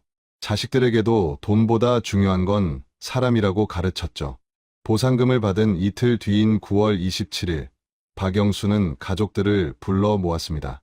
추석 연휴였고 온 가족이 모였어요. 딸 박미선과 사위 김태훈도 있었죠. 박영수는 조용히 입을 열었습니다. 내가 이번에 땅 팔아서 돈을 좀 받았다. 가족들은 고개를 끄덕였어요. 그 돈을 어떻게 쓸지 말해주려고 너희를 불렀어. 딸 박미선이 물었습니다. 아버지, 그 돈으로 편하게 사세요. 저희는 괜찮아요. 박영수는 손을 저었어요. 아니다. 나는 이 돈을 사회에 환원하려고 해. 순간 방안이 조용해졌습니다. 사위 김태훈의 표정이 굳었어요. 네, 사회의 환원이요? 박영수는 차분하게 말했습니다. 이 돈은 조상님 땅에서 나온 거야. 내가 벌어서 생긴 돈이 아니지. 그러니 어려운 사람들을 위해 써야 해. 김태훈이 끼어들었어요. 아버님, 그래도 가족이 우선 아닙니까? 미선이랑 저도 있고. 박영수가 고개를 저었습니다. 너희한테는 각자 500만 원씩 줄게. 그걸로 뭐 필요한 거 사고 나머지는 내가 알아서 할 거야. 500만 원. 30억 중에 500만 원. 김태훈의 얼굴이 붉어졌어요. 아버님, 제가 부동산 일한다고 처음부터 저한테 협상 맡기셨잖아요. 몇 년을 건설사랑 싸웠는데. 박영수가 말을 끊었습니다. 자네가 도와준 건 고맙게 생각해. 하지만 그건 가족으로서 당연한 거 아닌가? 김태훈은 더 이상 말하지 못했어요. 박미선이 남편의 팔을 잡았죠. 여보, 아버지 말씀이 맞아. 우리도 충분히 잘 살고 있잖아. 하지만 김태훈의 눈빛은 차가웠습니다. 식사 자리는 어색하게 끝났고 김태훈 부부는 일찍 자리를 떴어요. 그날 밤 김태훈은 잠을 이루지 못했습니다. 몇 년을 고생했는데 500만 원? 그는 부동산업자였어요. 박영수의 땅 협상을 도우면서 얼마나 많은 시간을 썼는지 몰랐죠. 건설사와 미팅하고 서류 챙기고 중간에서 조율하고 당연히 10억은 받을 줄 알았는데 분노가 치밀어 올랐습니다. 다음 날인 9월 28일 김태훈은 결심했어요. 마지막으로 한 번만 더 말씀드려보자. 저녁 8시 김태훈은 장인 집을 찾아갔습니다. 박영수는 거실에서 차를 마시고 있었어요. 태훈이 왔나? 무슨 일이야? 김태훈이 무릎을 꿇었습니다. 아버님, 제발 다시 한번 생각해 주세요. 박영수가 한숨을 쉬었어요. 자네 또 그 얘기하러 왔나? 김태훈이 간절하게 말했습니다. 아버님, 저도 그 땅 일 때문에 정말 많이 뛰었습니다.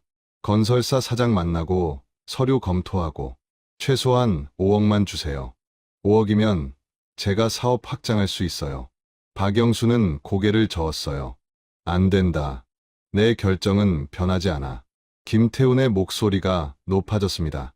아버님, 그럼 제 몇 년은 뭡니까? 공짜로 일한 겁니까? 박영수가 단호하게 말했습니다.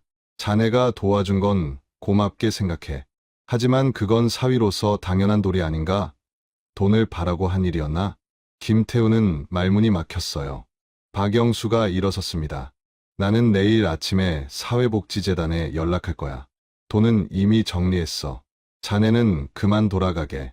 김태훈이 주먹을 쥐었어요. 아버님, 박영수는 방으로 들어갔고 문이 닫혔습니다. 김태훈은 거실에 혼자 남았어요. 분노와 좌절이 뒤섞였죠. 그리고 그날 밤 10시 박영수는 사라졌습니다.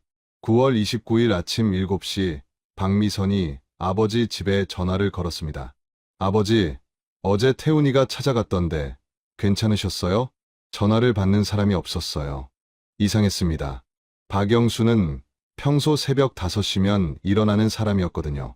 박미선은 남편에게 물었어요. 여보, 어제 아버지 집 몇 시에 나왔어? 김태훈이 대답했습니다. 9시쯤? 아버님이 일찍 주무신다고 하셔서 나왔어. 박미선이 다시 전화를 걸었지만 받지 않았어요. 불안한 마음에 박미선은 아버지 집으로 달려갔습니다. 문은 잠겨 있지 않았어요. 아버지, 집 안을 둘러봤지만 아무도 없었습니다. 침대는 정리되어 있었고 어젯밤 차를 마신 찻잔이 거실 탁자에 그대로 있었어요. 박미선은 바로 경찰에 신고했습니다. 저희 아버지가 안 보여요. 어제 저녁까지 집에 계셨는데 용인경찰서에서 형사 2명이 출동했어요. 이경호 형사와 박준석 형사였습니다. 이경호 형사가 물었어요. 아버님이 평소에 어디 가시는 일이 있었습니까? 박미선이 고개를 저었습니다. 아버지는 집 근처 말고는 잘 안 나가세요. 건강도 안 좋으셔서. 박준석 형사가 집 안을 살폈어요. 옷이나 짐은 없어진 게 없나요? 박미선이 옷장을 확인했습니다. 다 있어요. 지갑도. 지갑이 없네요. 이경호 형사가 메모했어요. 지갑이 없다는 건 외출하셨을 가능성이 있습니다. 단, 다른 가능성도 열어두고 조사하겠습니다. 박미선이 불안한 표정으로 말했습니다. 하지만 아버지가 연락도 없이 이렇게 나가신 적은 없어요. 형사들은 주변 탐문을 시작했습니다. 옆집 할머니에게 물었어요. 어젯밤에 박영수 씨 보셨습니까? 할머니가 고개를 저었어요. 못 봤는데요. 나도 일찍 잤거든요. 건너편 집 아저씨도 마찬가지였습니다. 저녁 8시쯤 차 한 대가 박 노인 집 앞에 섰던 것 같긴 한데 동네 사람 차인지 외부 차인지는 모르겠어요. 이경호 형사가 물었어요. 무슨 차였는지 기억나십니까? 아저씨가 고개를 저었습니다. 어두워서 잘 안 보였어요. 그냥 승용차였던 것 같은데. 단서가 막막했어요. 형사들은 박미선에게 다시 물었습니다. 혹시 아버님이 돈 문제로 갈등이 있으셨습니까? 박미선이 망설이다가 말했어요. 사실 아버지가 이번에 땅 팔아서 30억을 받으셨어요. 이경호 형사의 눈빛이 날카로워졌습니다. 30억이요? 박미선이 고개를 끄덕였어요. 그런데 아버지가 그 돈을 사회에 기부하시겠다고 하셔서 저희 남편이랑 좀 말씀이 있으셨어요. 박준석 형사가 메모했습니다. 남편분이 어제 아버님 댁에 다녀가셨다고 했죠? 박미선이 조심스럽게 대답했어요. 네. 하지만 제 남편은 절대 아니에요. 형사들은 김태훈을 불러 조사했습니다. 경찰서 조사실에서 김태훈은 담담하게 말했어요. 어제 저녁 8시쯤 장인어른 댁에 갔습니다. 보상금 건으로 다시 한번 말씀드리려고요. 이경호 형사가 물었어요. 대화는 어떻게 됐습니까? 김태훈이 한숨을 쉬었습니다. 장인어른은 생각을 바꾸지 않으셨어요. 제가 9시쯤 나왔습니다. 박준석 형사가 날카롭게 물었어요. 그 이후에는 어디 계셨습니까? 김태훈이 대답했습니다. 집에 갔죠. 아내한테 물어보시면 압니다. 박미선이 증언했어요. 남편이 9시 반쯤 집에 왔어요. 그리고 계속 집에 있었고요. 하지만 형사들은 뭔가 석연치 않았습니다. 이경호 형사가 다시 물었어요. 9시 반에 집에 오셨다가 다시 외출하신 적은 없습니까? 김태훈이 고개를 저었어요. 없습니다. 계속 집에 있었어요. 박미선도 같은 대답을 했습니다. 증거가 없었어요. 형사들은 박영수의 행적을 추적했습니다. 은행 기록을 확인했더니 9월 25일 30억이 입금된 게 맞았어요.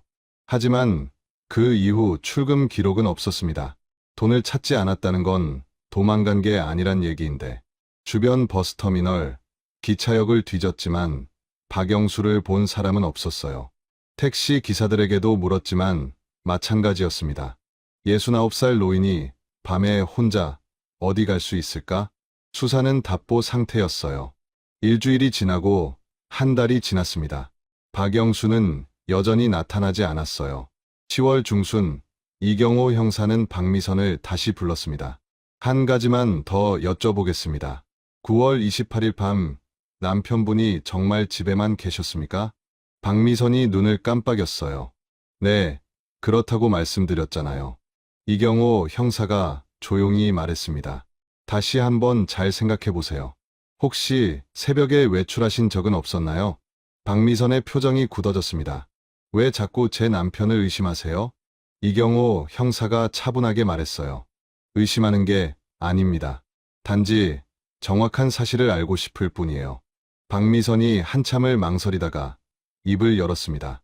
사실은 형사가 앞으로 몸을 기울였어요. 그날 밤 남편이 새벽에 잠깐 나갔다 왔어요.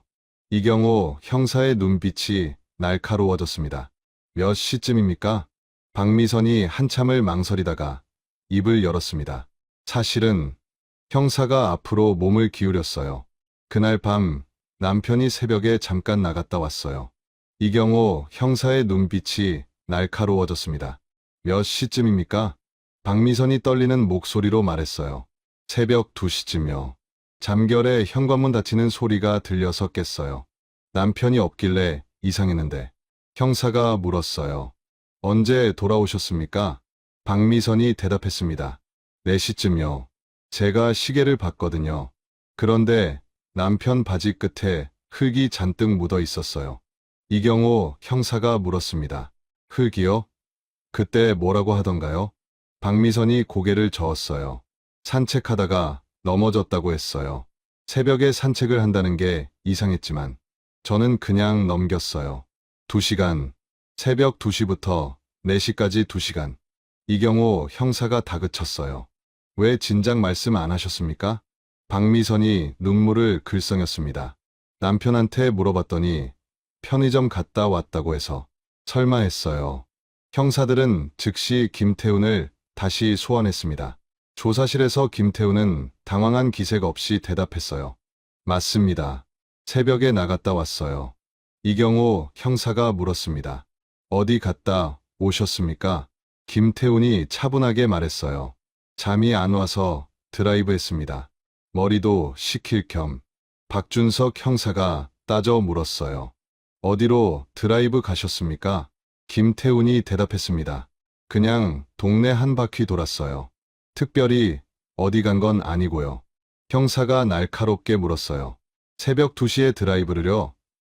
장인어른이 실종된 바로 그날 밤에요? 김태훈이 고개를 끄덕였습니다. 그래서 더 잠이 안 왔던 겁니다. 장인어른 생각에 증거가 필요했어요.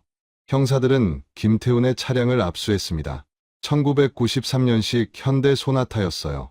감식반이 차를 뒤졌지만 특이한 점은 발견되지 않았습니다. 지문도 혈흔도 없었어요. 깨끗하네요. 최근에 세차한 것 같은데요? 김태훈이 대답했습니다. 일주일 전쯤 했습니다. 추석 전에 차 관리 좀 하려고요. 형사들은 주변을 더 조사했어요. 9월 28일 밤부터 29일 새벽 사이 수지면 일대에서 수상한 차량이나 사람을 본 목격자를 찾았습니다. 하지만 아무도 없었어요. 당시는 1996년 CCTV도 없었고 블랙박스도 없었죠. 오직 사람들의 기억에만 의존할 수밖에 없었습니다. 이경호 형사는 김태훈을 계속 의심했어요. 분명히 뭔가 있어. 타이밍이 너무 딱 맞아떨어져. 하지만 박준석 형사는 고개를 저었습니다. 증거가 없으면 소용없어요. 정황만으론 안 됩니다. 11월 말 수사는 사실상 중단됐어요. 박미선의 증언은 있었지만 시신도 흉기도 직접 목격자도 없었습니다. 새벽 외출과 흙 묻은 옷만으로는 체포영장을 받을 수가 없었죠. 박영수는 여전히 행방불명이었고 경찰은 더 이상 나아갈 수가 없었어요. 이경호 형사는 마지막으로 김태훈을 불렀어요. 김태훈 씨, 마지막으로 묻겠습니다. 정말 장인어른이 어디 계신지 모르십니까? 김태훈이 형사의 눈을 똑바로 쳐다봤어요. 모릅니다. 저도 장인어른 찾고 싶습니다. 형사는 더 이상 물을 게 없었어요. 1996년 12월 박영수 실종 사건은 미제로 분류됐습니다. 사람들은 수군거렸어요. 30억 들고 튄 거 아냐? 아니면 납치당한 거 아닐까? 진실은 아무도 몰랐습니다. 그리고 세월이 흘렀어요. 1997년, 1998년, 1999년. 사람들 기억 속에서 박영수는 점점 잊혀져 갔습니다. 김태훈은 여전히 부동산업을 했고 박미선은 남편을 믿으려 애썼어요.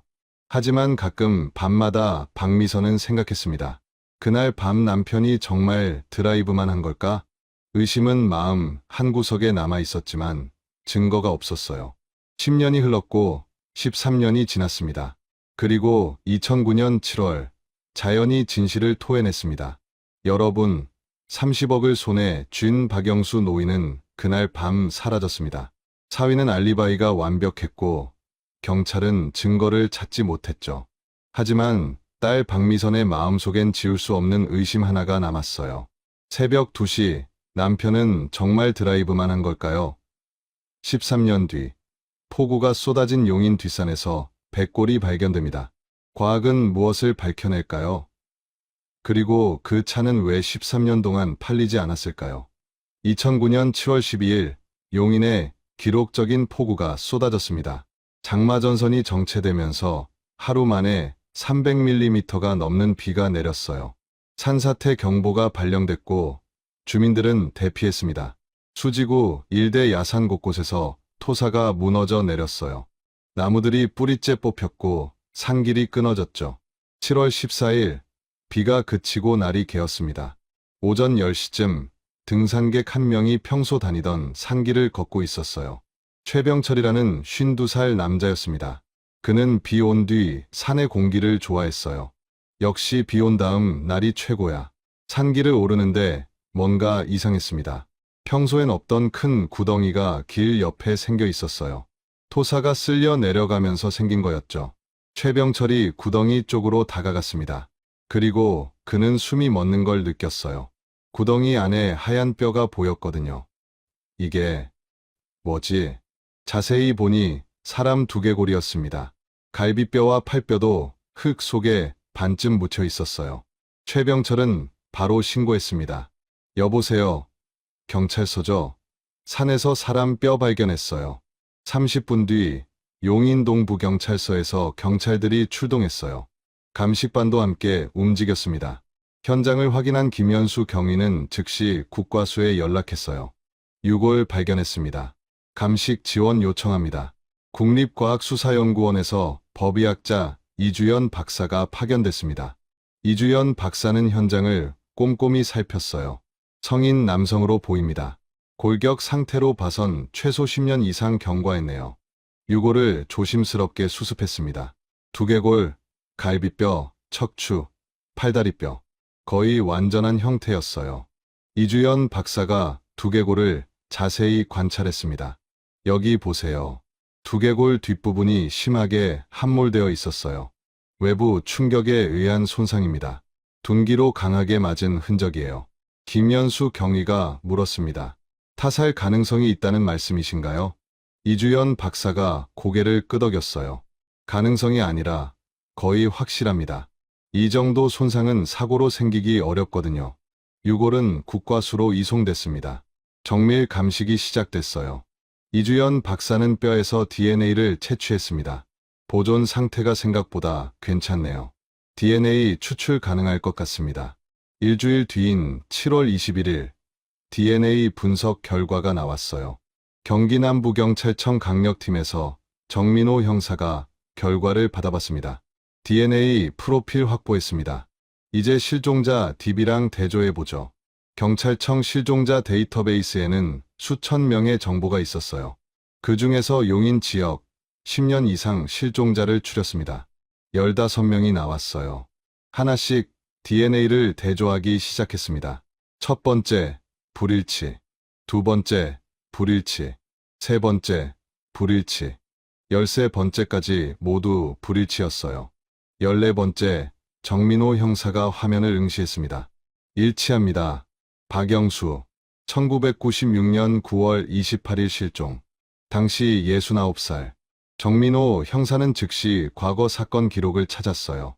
1996년 용인경찰서에서 작성한 실종 신고서가 나왔습니다. 신고자는 딸 박미선. 당시 수사 담당은 이경호 형사였죠. 정민호 형사는 기록을 읽으며 눈살을 찔렀어요. 30억 보상금 수령 직후 실종. 사위와 갈등. 새벽 외출. 이건 단순 실종이 아니었습니다. 정민호 형사는 즉시 상급자에게 보고했어요.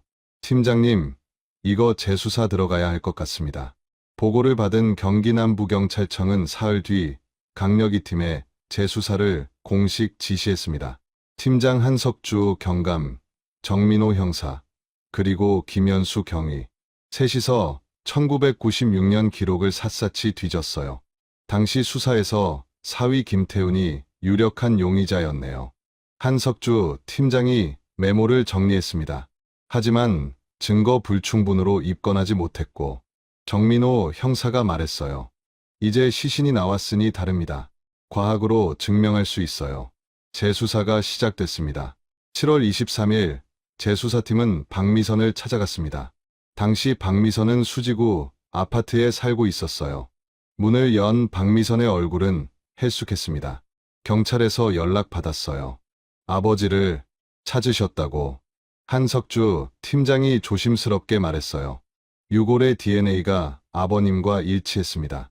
애도 표합니다. 박미선이 주저앉으며 울었어요.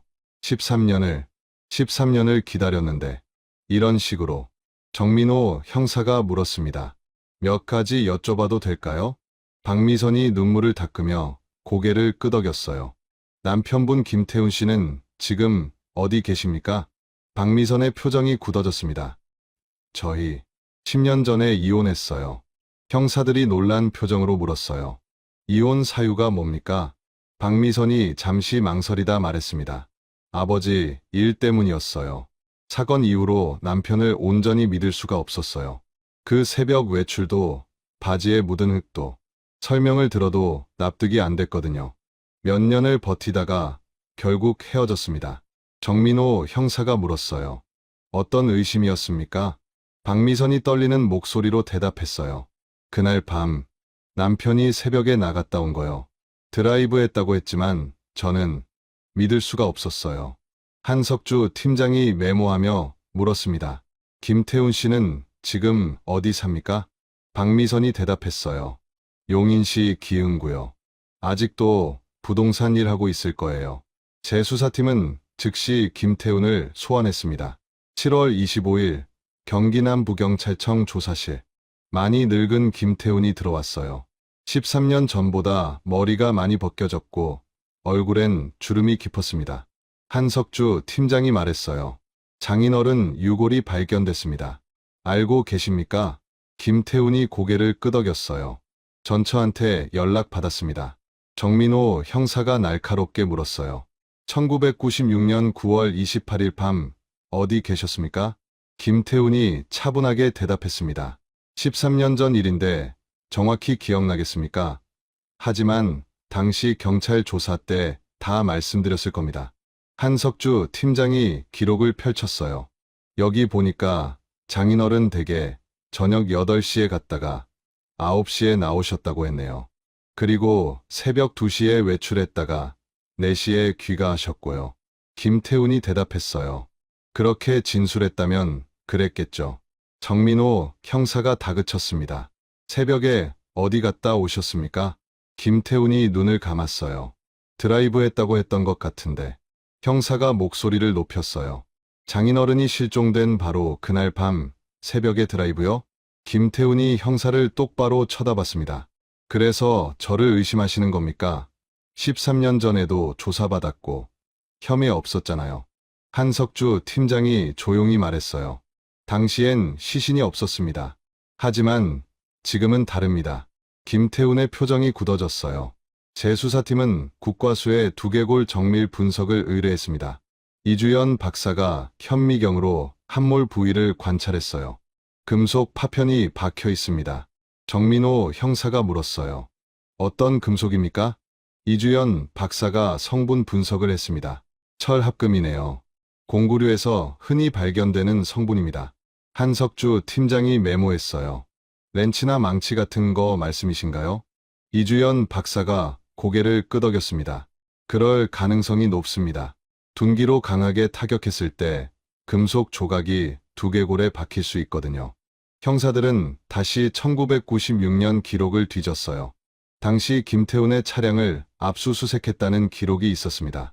1993년식 현대 소나타. 하지만 특이 사항 없음으로 기록되어 있었어요.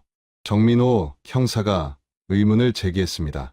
당시 감식 기술로는 미세한 혈흔을 찾기 어려웠을 겁니다. 지금 기술로 다시 조사하면 어떨까요? 한석주 팀장이 고개를 끄덕였어요. 그 차가 아직 있는지부터 확인해 봐야겠네요. 제 수사팀은 김태훈을 다시 불렀습니다. 1996년 당시 몰던 차량 아직 갖고 계십니까? 김태훈이 잠시 망설이다 대답했어요. 네, 아직 있습니다. 정민호 형사가 놀라며 물었어요. 13년 된 차를 아직도 갖고 계신 겁니까? 김태훈이 담담하게 말했습니다. 팔기가 아까워서요. 추억이 담긴 차라. 한석주 팀장이 날카롭게 물었어요. 어떤 추억입니까? 김태훈이 대답했어요. 결혼하고 처음 산 차거든요. 그래서 못 버리고 창고에 보관하고 있습니다. 형사들은 서로 눈빛을 교환했어요. 13년 된 차를 창고에 보관? 정상적인 사람이라면 진작 팔았을 텐데. 한석주 팀장이 말했습니다. 차량 압수수색 영장을 신청하겠습니다. 김태훈의 얼굴이 살짝 굳어졌어요. 왜 제 차를 압수하시려는 겁니까? 정민호 형사가 대답했어요. 재감식이 필요합니다. 협조해 주시죠. 7월 28일 재수사팀은 영장을 받아 김태훈의 집으로 향했습니다. 용인시 기흥구 단독주택. 김태훈은 마당 옆 작은 창고 앞에서 형사들을 기다리고 있었어요. 여기 있습니다. 창고 문을 열자 먼지가 풀썩 일어났어요. 안쪽에 덮개를 씌운 차량 한 대가 보였습니다. 정민호 형사가 덮개를 벗겼어요. 1993년식 현대 소나타. 은색 차체는 먼지로 뒤덮여 있었지만 외관은 생각보다 깨끗했어요. 김현수 경위가 차 주변을 살폈습니다. 타이어 공기가 다 빠졌네요. 13년 동안 한 번도 안 움직인 것 같습니다. 한석주 팀장이 차 문을 열었어요. 운전석 시트는 낡아서 갈라져 있었고 대시보드엔 먼지가 두껍게 쌓여 있었습니다. 내부도 그대로네요. 감식반이 도착해서 본격적인 조사를 시작했어요. 루미놀 시약을 뿌리기 시작했습니다. 운전석, 조수석, 뒷좌석. 하지만 반응이 없었어요. 정민호 형사가 트렁크를 열었습니다. 트렁크 안도 비어 있었어요. 낡은 매트만 깔려 있었죠. 감식반원이 루미놀을 뿌렸습니다. 여전히 반응 없음. 김현수 경위가 매트를 들어 올렸어요. 그 아래 철판 바닥이 드러났습니다. 여기도 한번 뿌려보죠. 루미놀 시약이 철판 위에 뿌려졌어요. 잠시 후 희미하게 파란 빛이 번졌습니다. 감식반원이 소리쳤어요. 반응 있습니다.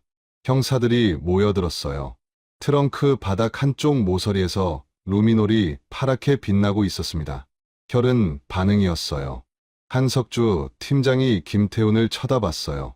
김태훈은 아무 말 없이 서 있었습니다. 정민호 형사가 물었어요. 트렁크에 왜 혈흔이 있습니까?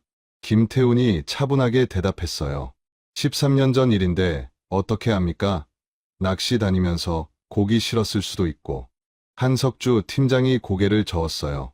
루미놀 반응은 사람 피에 특히 강하게 나타납니다. 김태훈이 입을 다물었어요.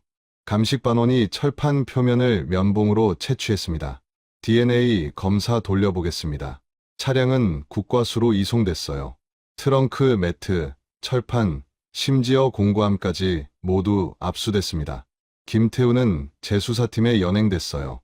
조사실에서 한석주 팀장이 물었습니다. 왜 13년 동안 차를 팔지 않았습니까? 김태훈이 대답했어요. 추억이 있다고 했잖습니까? 정민호 형사가 비웃었어요. 추억? 13년 동안 창고에 처박아두고 한 번도 안 탄 차가 무슨 추억입니까? 김태훈이 말했어요. 팔려고 해도 고물이라 값도 안 나와서 그냥 뒀습니다. 한석주 팀장이 날카롭게 물었어요. 아니면 팔면 안 되는 이유가 있었던 겁니까? 증거가 남아있으니까요? 김태훈이 입을 다물었습니다. 변호사 선임하겠습니다. 재수사팀은 더 이상 조사하지 않았어요. 이제 과학의 영역이었습니다. 국과수에서 이주연 박사가 트렁크 철판을 정밀 분석했어요. 면봉으로 채취한 샘플에서 DNA를 추출하기 시작했습니다. 13년 된 혈흔이라 양이 극히 적습니다. 시간이 좀 걸릴 것 같아요. 한석주 팀장이 물었어요. 얼마나 걸립니까? 이주연 박사가 대답했습니다. 일주일 정도요. 증폭 과정이 까다로워서 형사들은 기다릴 수밖에 없었어요. 한편 공구함도 조사됐습니다. 낡은 렌치, 드라이버, 스패너, 각종 공구들이 녹슬어 있었어요. 감식반원이 렌치를 집어들었습니다. 이거 성분 분석해봐야겠네요. 렌치의 철합금 성분을 검사했어요. 그리고 두개골에서 발견된 금속 파편의 성분과 대조했습니다. 8월 3일 결과가 나왔어요. 이주연 박사가 한석주 팀장에게 전화했습니다. 팀장님, 성분이 일치합니다. 한석주 팀장의 눈이 빛났어요. 렌치 성분이랑 두개골 파편이 같다는 말씀이신가요? 이주연 박사가 확신에 찬 목소리로 대답했어요. 네, 철합금의 비율이 완전히 동일합니다. 이 렌치로 피해자를 타격했을 가능성이 매우 높아요. 정민호 형사가 주먹을 쥐었습니다. 이제 DNA만 나오면 됩니다. 하지만 DNA 결과는 아직이었어요. 재수사팀은 조바심을 내며 기다렸습니다. 김태우는 변호사를 선임하고 묵비권을 행사했어요. 제 의뢰인은 모든 혐의를 부인합니다. 증거가 필요했어요. 결정적인 반박할 수 없는 증거. 8월 7일 국과수에서 연락이 왔습니다. DNA 추출 완료했습니다. 지금 분석 중입니다.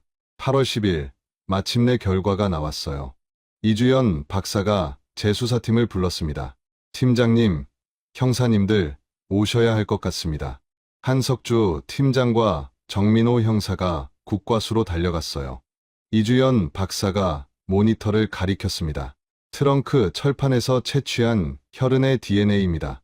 화면에 DNA 프로필이 떠 있었어요. 그리고 이건 피해자 박영수 씨의 DNA입니다. 또 다른 DNA 프로필이 나란히 표시됐습니다. 이주연 박사가 말했어요. 완벽하게 일치합니다. 한석주 팀장이 깊게 숨을 들이쉬었어요.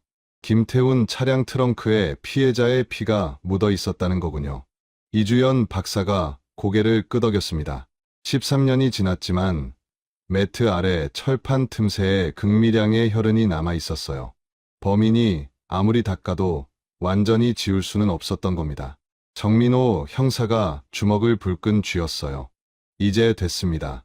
구속영장 신청합니다. 여러분, 13년 동안 창고에 숨겨진 차 한 대, 먼지 쌓인 트렁크 매트 아래에서 과학이 진실을 찾아냈습니다. 박영수 노인의 DNA가 검출된 겁니다. 렌치의 성분은 두개골 금속 파편과 일치했고요. 이제 김태우는 더 이상 도망칠 곳이 없어 보입니다. 하지만 그는 여전히 묵비권을 행사하고 있어요. 과연 그는 자백할까요? 그리고 그날 밤 정확히 무슨 일이 있었던 걸까요? 13년 만에 밝혀지는 진실, 지금부터 시작됩니다. 2009년 8월 15일 수원지방법원에서 구속영장이 발부됐습니다. 혐의는 살인. 한석주 팀장이 영장을 손에 들고 말했어요. 드디어 끝이 보이는군요. 재수사팀은 김태훈의 집으로 향했습니다. 오전 9시 기흥구 단독주택. 문을 두드리자 김태훈이 나왔어요. 또 무슨 일입니까? 한석주 팀장이 영장을 내밀었습니다. 김태훈 씨, 장인 박영수 씨 살해의 혐의로 긴급 체포합니다. 김태훈의 얼굴이 굳어졌어요. 무슨 근거로 저를? 정민호 형사가 수갑을 채우며 말했어요. 차량 트렁크에서 피해자 혈흔이 검출됐습니다. DNA가 일치했어요. 김태훈이 고개를 저었어요. 그게 무슨 증거입니까? 13년 전 일인데. 한석주 팀장이 차갑게 말했습니다. 과학은 거짓말하지 않습니다. 가시죠. 김태훈은 경찰차에 태워졌어요. 경기 남부경찰청 조사실로 연행됐습니다. 오전 11시 본격적인 조사가 시작됐어요. 한석주 팀장이 파일을 펼쳤습니다. 1996년 9월 28일 밤 장인 박영수 씨를 살해했습니까? 김태훈이 단호하게 대답했어요. 아닙니다. 정민호 형사가 사진을 꺼냈어요. 이게 뭡니까? 트렁크 철판의 루미놀 반응 사진이었습니다. 파란 빛이 선명하게 찍혀 있었어요. 피해자의 혈흔입니다. 당신 차 트렁크에서 나왔어요. 김태훈이 말했어요. 13년 전에 뭘 실었는지 어떻게 기억합니까? 고기였을 수도 있고. 한석주 팀장이 또 다른 보고서를 내밀었어요. DNA 검사 결과입니다. 박영수 씨 DNA와 일치합니다. 고기가 아니라 사람 피예요. 김태훈의 입술이 굳어졌습니다. 정민호 형사가 렌치 사진을 보여줬어요. 당신 차 공구함에 있던 렌치입니다. 성분 분석 결과 피해자 두개골에 박힌 금속 파편과 일치했어요. 김태훈이 눈을 감았어요. 우연일 수도 있습니다. 렌치 성분은 다 비슷하잖아요. 한석주 팀장이 고개를 저었습니다. 철합금 비율이 완전히 동일합니다. 우연이 아니에요. 김태훈은 여전히 부인했어요. 저는 안 했습니다. 증거를 조작한 거 아닙니까? 정민호 형사가 책상을 쳤습니다. 증거 조작이요? 국과수 감정 결과를 조작했다고요? 김태훈이 입을 다물었어요. 조사는 평행선을 달렸습니다. 오후 2시 한석주 팀장이 전략을 바꿨어요. 전처 박미선 씨를 불러오세요. 30분 뒤 박미선이 조사실에 도착했습니다. 김태훈과 마주 앉게 했어요. 10년 만에 마주 앉은 부부. 박미선의 눈에 눈물이 고였어요. 왜 그러셨어요? 우리 아버지가 뭘 잘못했다고. 김태훈이 고개를 돌렸습니다. 박미선이 떨리는 목소리로 말했어요. 그날 밤 당신이 새벽에 나갔다 온 거 알아요. 집에 돌아왔을 때 옷에 흙이 묻어 있었어요. 김태훈이 돌아봤어요. 흙? 그런 적 없어. 박미선이 소리쳤어요. 있었어요. 저는 봤다고요. 바지 끝에 흙이 잔뜩 묻어 있었어요. 한석주 팀장이 물었습니다. 그때 뭐라고 하던가요? 박미선이 눈물을 닦으며 말했어요. 물어봤더니 산책하다가 넘어졌다고 했어요. 하지만 저는 믿지 않았어요. 정민호 형사가 김태훈을 쳐다봤어요. 새벽 2시에 산책하다 넘어졌다. 말이 됩니까? 김태훈이 변명했어요. 그때 정신이 없어서, 장인어른 일로 스트레스 받아서. 박미선이 울먹였어요. 13년 동안 저는 지옥에서 살았어요. 남편을 의심하면서도 증거가 없어서 매일 밤 악몽을 꿨어요. 김태훈이 고개를 숙였어요. 박미선이 계속 말했습니다. 당신이 그 차를 13년 동안 안 판 이유가 뭔지 알아요. 증거가 남아있으니까 팔 수 없었던 거죠? 김태훈이 아무 말도 하지 않았어요. 한석주 팀장이 조용히 말했습니다. 김태훈 씨, 이제 인정하시는 게 어떻습니까? 증거는 충분합니다. 김태훈이 떨리는 목소리로 말했어요. 변호사랑 상의하겠습니다. 조사는 다시 중단됐어요. 김태훈의 변호사가 경찰청을 찾아왔습니다. 30대 중반의 여성 변호사 이수진이었어요. 그녀는 한석주 팀장과 마주 앉았습니다. 의뢰인이 진술하겠다고 합니다. 한석주 팀장이 눈을 빛냈어요. 자백하겠다는 겁니까? 이수진 변호사가 고개를 저었어요. 자백이 아니라 사실관계를 설명하겠다는 겁니다. 단, 녹취하지 마시고 조서만 작성해 주세요. 한석주 팀장이 고개를 끄덕였어요. 좋습니다. 오후 2시 조사실에 김태훈이 다시 앉았어요. 변호사가 옆에 있었습니다. 한석주 팀장이 물었어요. 말씀해 보시죠. 김태훈이 한숨을 크게 쉬었어요. 1996년 9월 27일 장인어른이 가족들을 모았어요. 목소리가 떨렸습니다. 보상금 30억을 사회에 환원하겠다고 하셨죠. 저희한테는 500만 원씩만 주신다고. 정민호 형사가 메모했어요. 김태훈이 계속 말했습니다. 저는 몇 년간 그 땅 일 때문에 건설사랑 미팅하고 서류 검토하고 정말 많이 뛰었어요. 한석주 팀장이 물었어요. 그래서 화가 났습니까? 김태훈이 고개를 끄덕였어요. 5억은 받을 줄 알았어요. 최소한 10억이라도. 그런데 500만 원이라니. 그의 목소리에 분노가 묻어났습니다. 9월 28일 저녁, 저는 장인어른을 찾아갔어요. 박미선이 조사실 밖에서 모니터로 지켜보고 있었어요. 눈물이 흘러내렸습니다. 김태훈이 말을 이었어요. 마지막으로 한 번만 더 설득해 보려고 했어요. 무릎 꿇고 빌었습니다. 한석주 팀장이 물었어요. 장인어른은 뭐라고 하셨습니까? 김태훈이 눈을 감았어요. 안 된다고 하셨어요. 내일 아침에 사회복지재단에 연락하신다고. 정민호 형사가 물었습니다. 그래서요? 김태훈이 떨리는 목소리로 말했어요. 저는 돌아서 나왔어요. 9시쯤요. 한석주 팀장이 날카롭게 물었어요. 그게 끝입니까? 김태훈이 고개를 저었어요. 집에 와서 생각할수록 화가 났어요. 잠을 잘 수가 없었어요.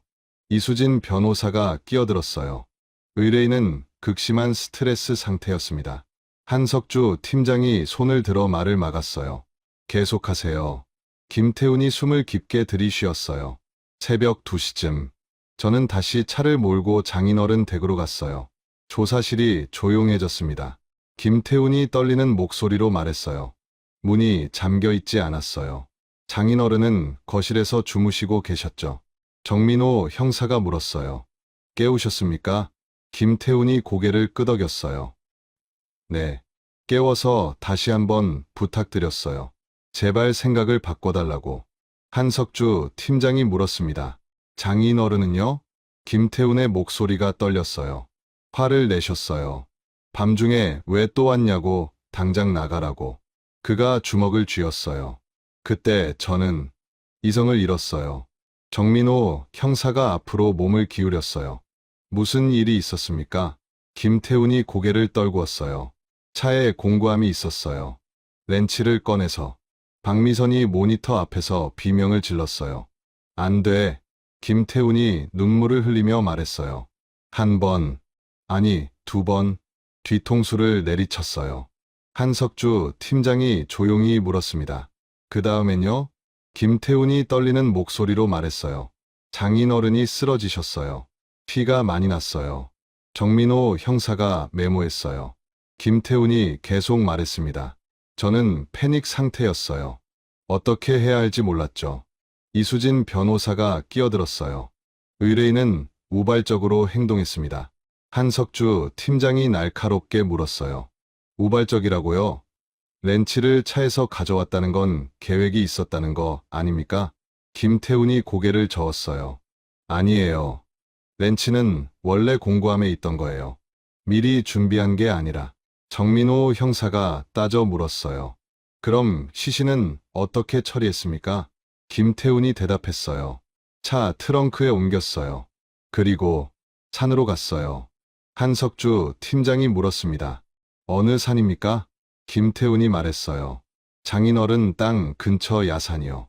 제가 아는 곳이었어요. 정민호 형사가 물었어요. 거기서 뭘 했습니까? 김태훈이 눈을 감았어요. 땅을 팠어요. 손으로, 렌치로 30분 정도 걸렸어요. 한석주 팀장이 메모했습니다. 시신을 묻었습니까? 김태훈이 고개를 끄덕였어요. 네. 그리고 흙으로 덮었어요. 정민호 형사가 물었어요. 그 다음엔요? 김태훈이 대답했어요. 집으로 돌아왔어요. 4시쯤이었을 거예요. 한석주 팀장이 의자에 기대며 물었어요. 차는 왜 13년 동안 안 팔았습니까? 김태훈이 한참을 망설이다 대답했어요. 트렁크를 아무리 닦아도 완전히 지워지지 않을 것 같아서요. 정민호 형사가 날카롭게 물었어요. 그럼 미리 알고 있었다는 거잖아요. 증거가 남아있다는 거요. 김태훈이 고개를 숙였어요. 네, 두려웠어요. 한석주 팀장이 다른 질문을 던졌어요. 9월 28일 저녁에 장인어른을 찾아갔을 때 이미 렌치를 가져갔습니까? 김태훈이 당황하며 대답했어요. 아니요. 차에 원래 있던 거라고 했잖아요. 정민호 형사가 따져 물었어요. 그럼 왜 새벽에 다시 갔을 때 렌치를 꺼낼 생각을 했습니까? 우발적이었다면서요? 김태훈이 말문이 막혔어요. 그건 순간적으로. 한석주 팀장이 고개를 저었어요. 순간적이지 않았어요. 당신은 저녁에 거절당하고 집에 와서 생각했죠. 그리고 새벽에 다시 갔어요. 이건 계획적입니다. 이수진 변호사가 항의했어요. 추측입니다. 의뢰인은 우발적으로 행동했어요. 정민호 형사가 파일을 펼쳤어요. 1996년 당시 수사 기록입니다. 옆집 주민 증언에 보면 9월 28일 저녁 8시쯤 당신 차가 장인어른 집 앞에 섰다고 했어요. 김태훈이 고개를 끄덕였어요. 맞아요. 그때 처음 갔었죠. 정민호 형사가 다음 페이지를 넘겼어요. 하지만 다른 주민은 새벽에도 차 소리를 들었다고 했어요. 정확한 시간은 기억 못한다고 했지만요. 한석주 팀장이 말했어요. 2번 갔다는 증언이 있었어요. 당신 말이 맞습니다. 하지만 그게 우발적 범행이 아니라는 증거예요. 김태훈이 아무 말도 하지 못했어요. 한석주 팀장이 최후 질문을 던졌습니다. 김태훈 씨, 당신은 1996년 9월 28일 새벽 계획적으로 장인 박영수 씨를 살해했습니까? 김태훈이 눈을 감았어요.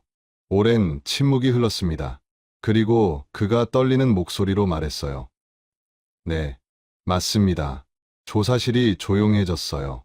박미선이 모니터 앞에서 주저앉았습니다. 김태훈이 계속 말했어요. 저녁에 돌아오면서 생각했어요. 장인어른이 내일 아침에 재단에 연락하시면 끝이라고.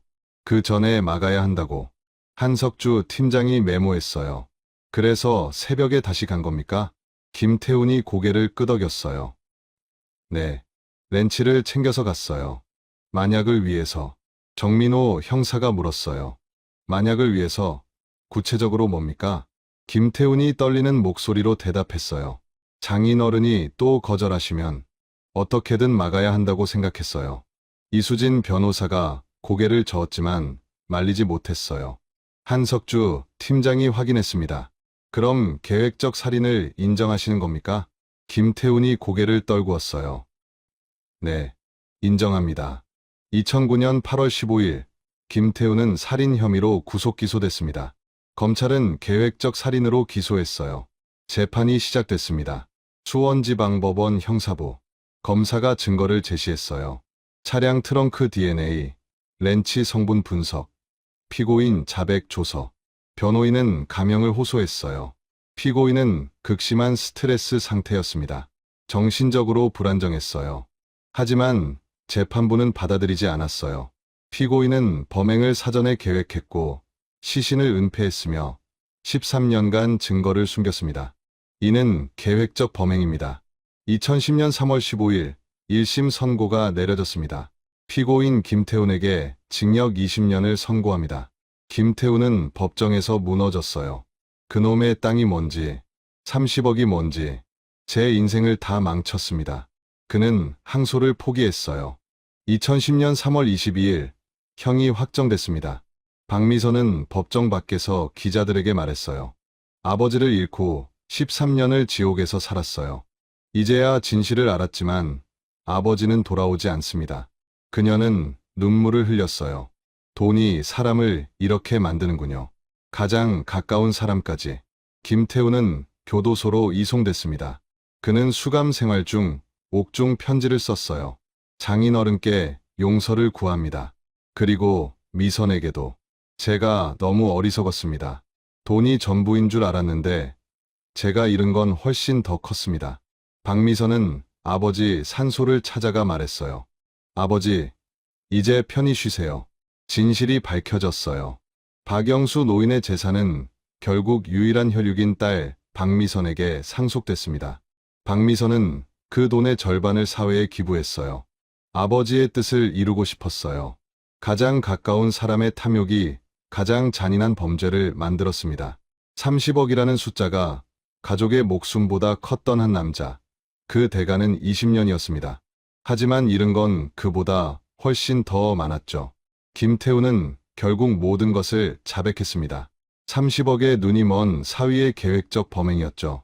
렌치를 챙겨 새벽에 다시 찾아간 그 순간 이미 운명은 정해졌습니다. 13년 동안 숨겼던 차 한 대가 그의 인생을 끝냈어요. 과학은 결코 거짓말하지 않았습니다. 이제 박미선은 아버지를 떠나보낼 수 있게 됐어요. 하지만 상처는 평생 남을 겁니다. 돈이 얼마나 사람을 변하게 하는지 오늘 이야기가 보여줬습니다. 1996년 9월 28일 밤 30억 보상금을 받은 박영수 노인이 사라졌습니다. 사위 김태훈의 범행이었죠. 500만 원에 분노한 그는 새벽에 렌치를 들고 장인을 찾아갔어요. 2번의 타격, 그리고 야산에 묻힌 시신. 13년 동안 진실은 땅 속에 묻혀 있었습니다. 하지만 2009년 태풍이 모든 걸 드러냈어요. 백골로 발견된 박영수 노인, DNA 감식, 그리고 차량 트렁크에 남은 혈흔. 과학은 13년의 침묵을 깼습니다. 김태훈은 결국 자백했고 징역 20년을 선고받았어요. 돈이 사람을 어떻게 변하게 만드는지 이 사건이 보여줍니다. 30억이라는 숫자가 가족의 생명보다 컸던 한 남자. 그는 모든 걸 잃었어요. 아내도, 자유도, 그리고 인간으로서의 존엄도. 박미선은 13년간 의심과 고통 속에 살았습니다. 아버지를 잃은 슬픔과 남편을 의심해야 하는 괴로움. 그녀는 결국 진실을 마주했지만 상처는 평생 남았어요. 우리는 이 이야기에서 무엇을 배울까요? 돈은 중요합니다. 하지만 돈이 전부가 되는 순간 우리는 더 큰 걸 잃게 돼요. 가족, 신뢰, 그리고 우리 자신의 영혼까지. 박영수 노인은 보상금을 사회에 환원하려 했습니다. 그는 돈보다 사람이 중요하다고 믿었던 분이에요. 하지만 그의 선한 뜻은 가장 가까운 사람의 탐욕 앞에서 무너졌죠. 13년이 지나서야 정의가 실현됐습니다. 늦었지만 진실은 결국 밝혀졌어요. 과학의 힘으로, 끈질긴 수사로, 그리고 무엇보다 진실은 영원히 숨길 수 없다는 진리로. 여러분 주변에도 소중한 가족이 있을 겁니다. 부모님, 형제자매, 그리고 배우자. 오늘 이 이야기를 듣고 그분들에게 전화 한 통 해보시는 건 어떨까요? 사랑한다는 말 한마디가 얼마나 큰 힘이 되는지 우리는 종종 잊고 살거든요. 돈은 언젠가 사라지지만 가족과의 추억은 영원히 남습니다. 오늘의 이야기가 여러분 마음에 작은 울림이 되었기를 바랍니다. 댓글로 여러분의 생각을 나눠주세요. 이런 사건을 어떻게 생각하시나요? 가족에게 가장 소중한 건 무엇인가요? 여러분의 이야기가 궁금합니다. 그리고 구독과 좋아요 버튼을 눌러주시면 이런 의미 있는 이야기를 계속 전해드릴 수 있어요. 여러분 한 분 한 분의 응원이 저에게는 큰 힘이 됩니다. 다음에도 더 감동적이고 더 교훈적인 이야기로 찾아뵙겠습니다. 오늘 하루도 소중한 사람들과 행복하게 보내세요. 여러분의 가족이 가장 큰 축복이라는 걸 잊지 마시고요. 지금까지 미제 사건 해결사였습니다. 감사합니다. 2010년 가을 안동 폐광을 탐사하던 동호회 회원들이 갱도 아래 손전등을 비추는 순간 온몸이 그 자리에서 굳어버렸습니다. 거기 있었습니다. 심하게 부패한 유골 하나, 그리고 그 곁에 나뒹굴고 있는 낡고 빛바랜 옥색 한복 조각이. 아무도 이 갱도 안에 사람이 있을 거라고는 생각하지 못했습니다. 수십 년간 버려진 폐광이었으니까요. 그런데 누군가는 알고 있었습니다. 이 깊고 어두운 곳에 무언가를 숨겨두었다는 것을. 그리고 그 누군가는 무려 13년 동안 아무 일도 없었다는 듯 살아왔습니다. 여기서부터가 더 소름 돋는 부분입니다. 이 유골의 신원을 추적하기 시작했을 때 수사관들은 충격적인 사실과 마주쳤습니다. 이 사람은 실종 신고조차 되어 있지 않았습니다. 누군가 신고 자체를 막은 겁니다. 경북 안동의 유서 깊은 종갓집 며느리 박수님 씨. 1997년 봄, 어느 날 밤, 그녀는 편지 한 장 남기지 않고 그냥 사라졌습니다. 마을 사람들은 뭐라고 했을까요? 도망간 거 아니겠냐고 했습니다. 바람이 났다고도 했습니다. 오랫동안 그 말이 진실처럼 굳어졌습니다. 남편 박성호 씨를 먼저 보내고 두 아이를 홀로 키우며 종갓집 살림을 도맡았던 여자. 마을 사람들이 현모양처라 칭송하던 그 여자가 하루아침에 사라진 것을 두고 아무도 이상하게 여기지 않았습니다. 아니, 이상하게 여기지 못하도록 누군가가 치밀하게 설계했습니다. 그렇게 13년이 흘렀습니다. 세상은 바뀌었고 마을도 바뀌었고 그 종갓집 주변 땅에는 개발 사업이 들어섰습니다. 그리고 그 땅에는 수십억의 보상금이 걸렸습니다. 바로 그 돈 앞에서 13년간 완벽하게 닫혀있던 비밀의 문이 조금씩 흔들리기 시작했습니다. 폐광 갱도 속 유골 곁에서 발견된 것은 한복 조각만이 아니었습니다. 그 안에는 작고 낡은 기계 하나가 있었습니다. 1997년에 박수님 씨의 허리춤에 늘 달려있던 그것. 바로 삐삐였습니다. 그리고 그 삐삐 하나가 13년 동안 아무 말도 하지 못했던 진실의 입을 열기 시작합니다. 종갓집의 체면, 문중의 땅, 그리고 피를 나눈 가족. 이 사건의 진짜 무서운 점은 따로 있습니다. 범인은 멀리 있지 않았습니다. 박수님 씨가 가장 믿었던 바로 그 울타리 안에 있었습니다. 공소시효 만료까지 단 6달이 남아 있었습니다. 수사팀은 시간과 싸워야 했습니다. 과연 그들은 13년의 침묵을 깨고 진실을 끄집어낼 수 있었을까요? 오늘의 이야기 시작 전에 잠깐만요. 구독과 좋아요를 눌러주시면 이야기를 들려드리는데 아주 큰 힘이 됩니다. 그리고 어느 지역에서 이 사연을 듣고 계시는지 댓글에 꼭 남겨주세요. 한 분 한 분 반갑게 인사드릴게요. 1997년 봄이었습니다. 경북 안동에는 낙동강 물줄기가 마을 어리를 감아도는 곳마다 오래된 기와집들이 줄지어 있었습니다. 수백 년 된 종갓집이 아직도 마을의 중심을 차지하고 있었고 그 집안의 사람들은 고개를 반드시 세우고 살았습니다. 유교의 가르침이 생활 깊숙이 박혀있던 시절이었습니다. 제삿날이면 마을 사람들이 모여들었고 종손의 말 한마디가 문중의 방향을 결정짓던 시절이었습니다. 박수님은 그 종갓집 며느리였습니다. 31살의 남편 박성호를 병으로 먼저 보낸 뒤로 그녀의 삶은 오롯이 이 집 하나를 위한 것이었습니다. 새벽같이 일어나 제사 준비를 했고 문중 어른들이 오면 가장 먼저 나가 인사를 드렸습니다. 두 아이를 학교에 보내고 나면 바치를 했고 저녁이면 다시 부엌으로 들어갔습니다. 쉬는 날이 없었습니다. 그래도 그녀는 불평 한마디 하지 않았습니다. 마을 사람들이 현모양처라 칭송하는 말을 들을 때마다 그녀는 조용히 웃기만 했습니다. 하지만 그 웃음 뒤에는 아무도 모르는 긴장이 있었습니다. 시동생 박재만이었습니다. 형 박성호가 세상을 떠난 뒤부터 박재만은 달라졌습니다. 처음에는 형수를 돕는다는 명분으로 집안일에 간섭하기 시작하더니 나중에는 문중 재산 문제까지 끼어들었습니다. 특히 종갓집 뒤편의 문중 땅 문제가 수면 위로 오를 때마다 두 사람 사이에는 날이 서는 말들이 오갔습니다. 박재만은 형수가 아이들을 앞세워 문중 땅의 지분을 챙기려 한다고 의심했습니다. 박수님 입장에서는 억울한 일이었습니다. 그녀가 원한 것은 단 하나였습니다. 두 아이를 반듯하게 키워서 이 집안의 대를 잇게 하는 것. 그것뿐이었습니다. 그러나 박재만의 눈에는 그것도 위협으로 보였습니다.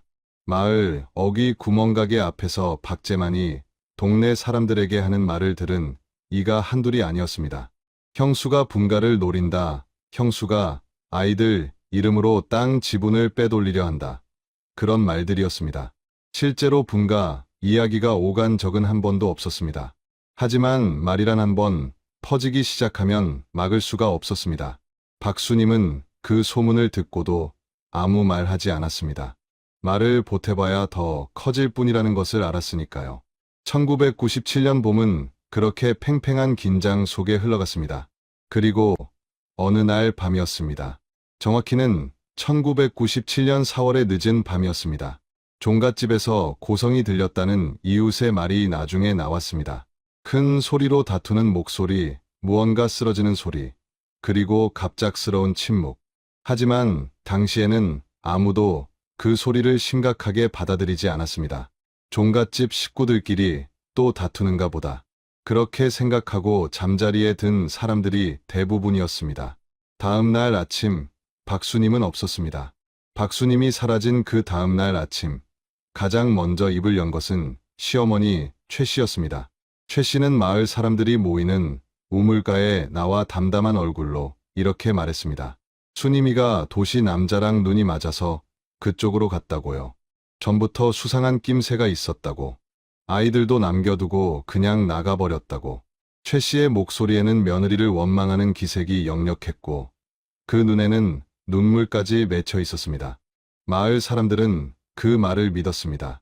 당시 안동의 작은 마을에서 종갓집 시어머니의 말은 권위가 있었습니다.